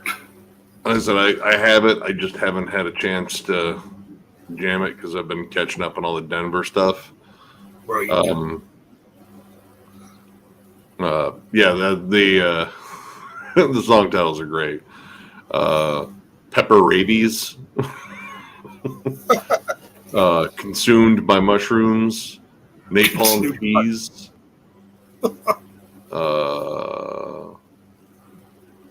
Putin hates gluten-free pizza. Oh, here we go. Classic one here. Avoid the Noid. Avoid the Noid. Let's see. Reclaim the Hut. Tsunami of salami. Tsunami of salami. Yeast of the Deceased. Pasta of Muppets. This is good.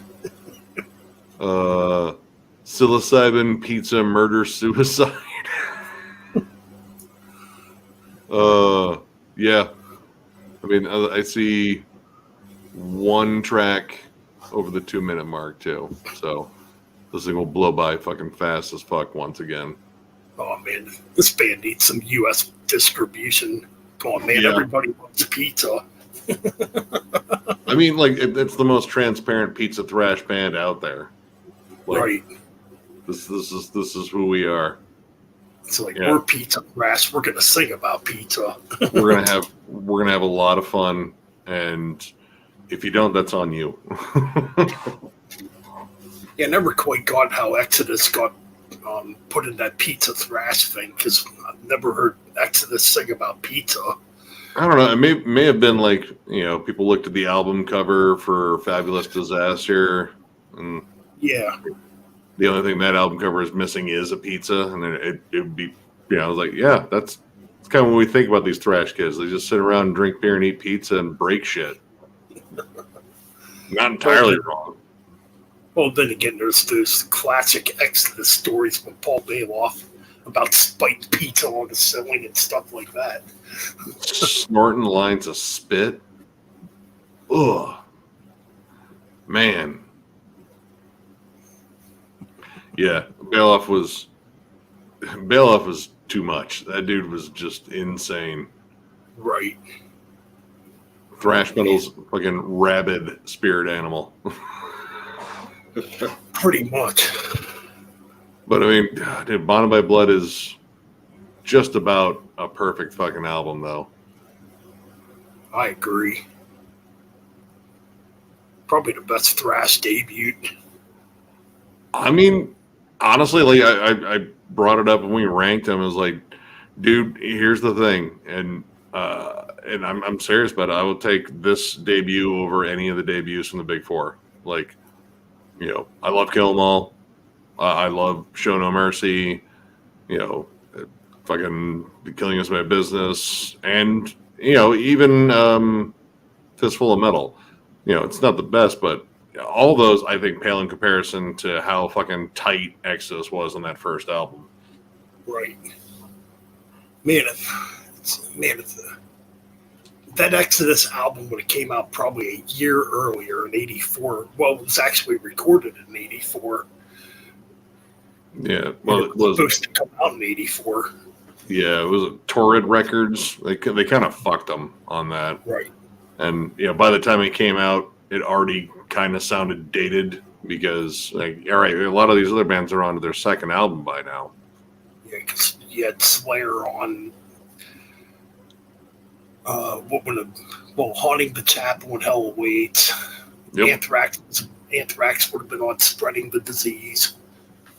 Metallica with Master of Puppets, Ride the Lightning.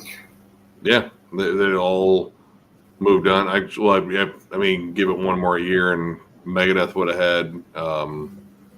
had Peace Sells out, which. Right. Yeah. Hey, what's up, Phil? Oh, what's going on, man? Yeah, and sometimes timing is everything, man. You got to catch the wave at the right time. If you come in late, it doesn't work out. And sometimes if you come in too early, like there's that old saying, like, don't be first, because whatever you get wrong, if you end up influencing the next generation of bands, they're going to take that and get it right and possibly get more famous. Right. Yeah, it's kind of like I was watching YNXM's video earlier today, before I went to the show, actually, this morning. He did a video on, what the fuck was it? God, I can't remember the title of the video now. But no, he was talking about the band Coven. I think that's what they were called, Coven. And they came out around the time Black Sabbath came out. But their album came out a year before Black Sabbath's debut came out. And they were like one of the first bands to talk about Satanism and like the occult type of stuff. And yeah, and they had a title track called Black Sabbath on their album, ironically. I mean, sometimes it catches on. Like, I don't know. I think Black Sabbath, I mean, they had the name, the image was, I mean, they looked like the Rockers, but they looked, again, a little bit more dark. And there was that allure. And I think they also had enough, like, press, too, like, where they said, oh, I don't know about this band. They're a little spooky. Yeah. And that, honestly, if you tell me, and I was like, you shouldn't check out this band because I don't know, they're a little, crazy. I was like, I'm going to at least check them out. I was like, all right, I want to know what the hype is. Like, right. and they did a good job of generating hype by just being who they were. And then when you got to the music, like, oh yeah, these guys are pretty good. I don't know. There's been a lot of hype bands that fucking checked out here lately. You're like, Jesus Christ, why is this hyped up so much? Right, exactly. Yeah, But no, this Coven band, I guess their guitar player was named Oz Osborne. there's a lot of coincidences here. Yeah. Yeah, it's on that. Fuck, I forget the title. Shit. I gotta look it up on my phone quick, that video I watched that Wyatt XM did. Was it Coven with a C? Yes. American rock band from 60s. All right, this has got to be it. Right. One top 40, one tin soldier. I have heard of this band. Oh, and the video was, he did a video on the most controversial albums. And he mentioned Coven in the video. Most controversial albums that I know.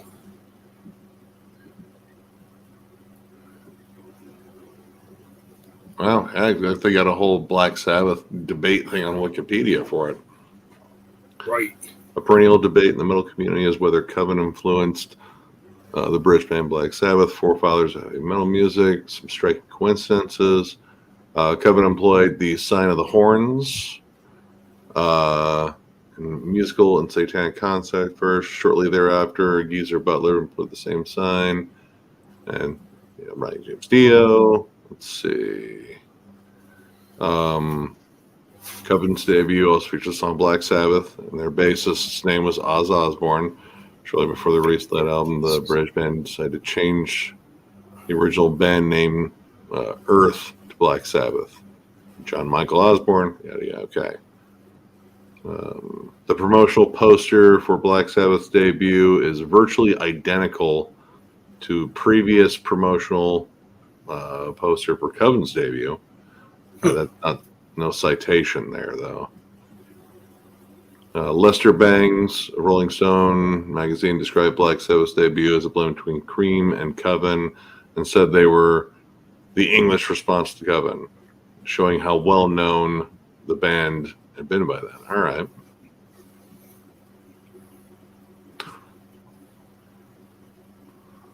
So, yeah. All right. This is a band, I want to say, I've heard of them. Because I recognize their logo, like 100%. Yeah. And they have a front woman now, I guess. I think they did. The only difference is I don't think Covenant's music was as heavy as Black Sabbath's. It's more psychedelic.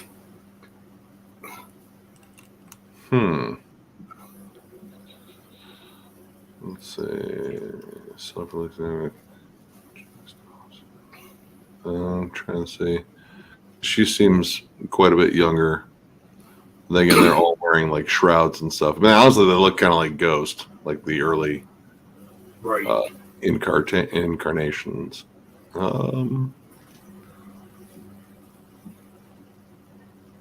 Let's see here.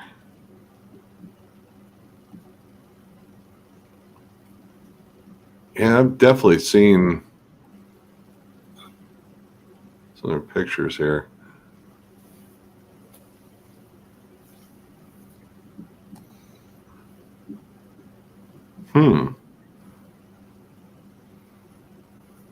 Definitely a band I would like to check out just to see. Okay, that might actually still be the same front woman.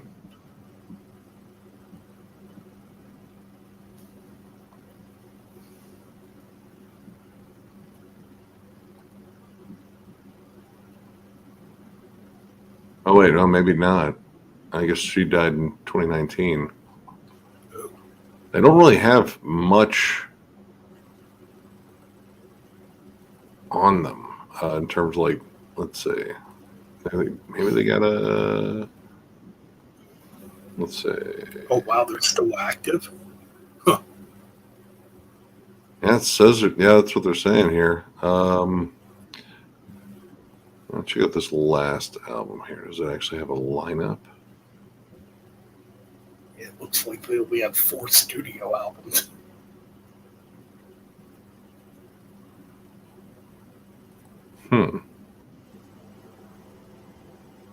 Interesting. I want to say I've heard of this band. God, just looking at them, it kind of reminds me of The Devil's Blood. Right. They were amazing, like occult rock band. I fucking love that band. Their vocalist Farida, she had the most haunting fucking vocals. They were amazing.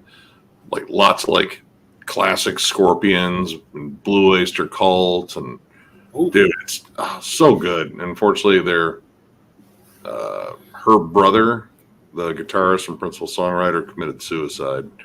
And Oh, that was it. Yeah, she's got a new band called Molasses, which is a little bit more like 70s prog kind of squeaked in there, which not a problem there, but I missed the vibe of The Devil's Blood. Like that was just killer stuff. Yeah, I don't think I actually ever heard that. Worth checking out. The Time of No Time Evermore. I think that was the first one I ever got. If you check out the song "Christ or Cocaine," dude, instantly you're gonna think it's like, dude, like this is like Uli John Roth fucking era Scorpions. Ooh, that definitely has my interest now. Oh yeah, it's not really metal. Like it's more hard rock, but it has this like cool like spooky fucking vibe to it. I dig the fuck out of the band, and I was bummed when all that shit went down. He wasn't very old either. Yeah, Molasses was cool. Well, tell you what, man, I'm gonna jump off. I'm gonna try to get a little bit more sleep, maybe. I don't know. We'll see. Yeah, I got a show I got to go to tomorrow. We're promoting it, and it's gonna be hot and gross in there. So, Ooh, especially if it's gonna get muggy. that's how Ohio rolls, man. We're fucking swamped. That's true, man. All right, man. Well, you take her easy. Congratulations on the 4 years, man. Hey, thanks, man. I appreciate it. Yeah, keep them rolling, man. Oh, definitely, man. All right, take it easy, Nick. Yeah. There it is. Take her easy, man. All right, brother. All right, guys, I think I'm going to end the stream, too. I didn't realize we've been live for almost 3.5 hours already. Holy shit. Fuck. But anyways, thanks for the few people that did drop in here tonight. I appreciate it. Definitely going to be more to come. So definitely stay tuned,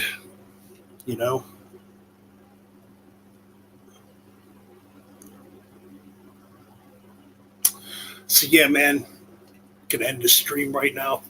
Like I said, thanks to everybody that stayed, or thanks to everybody that came by.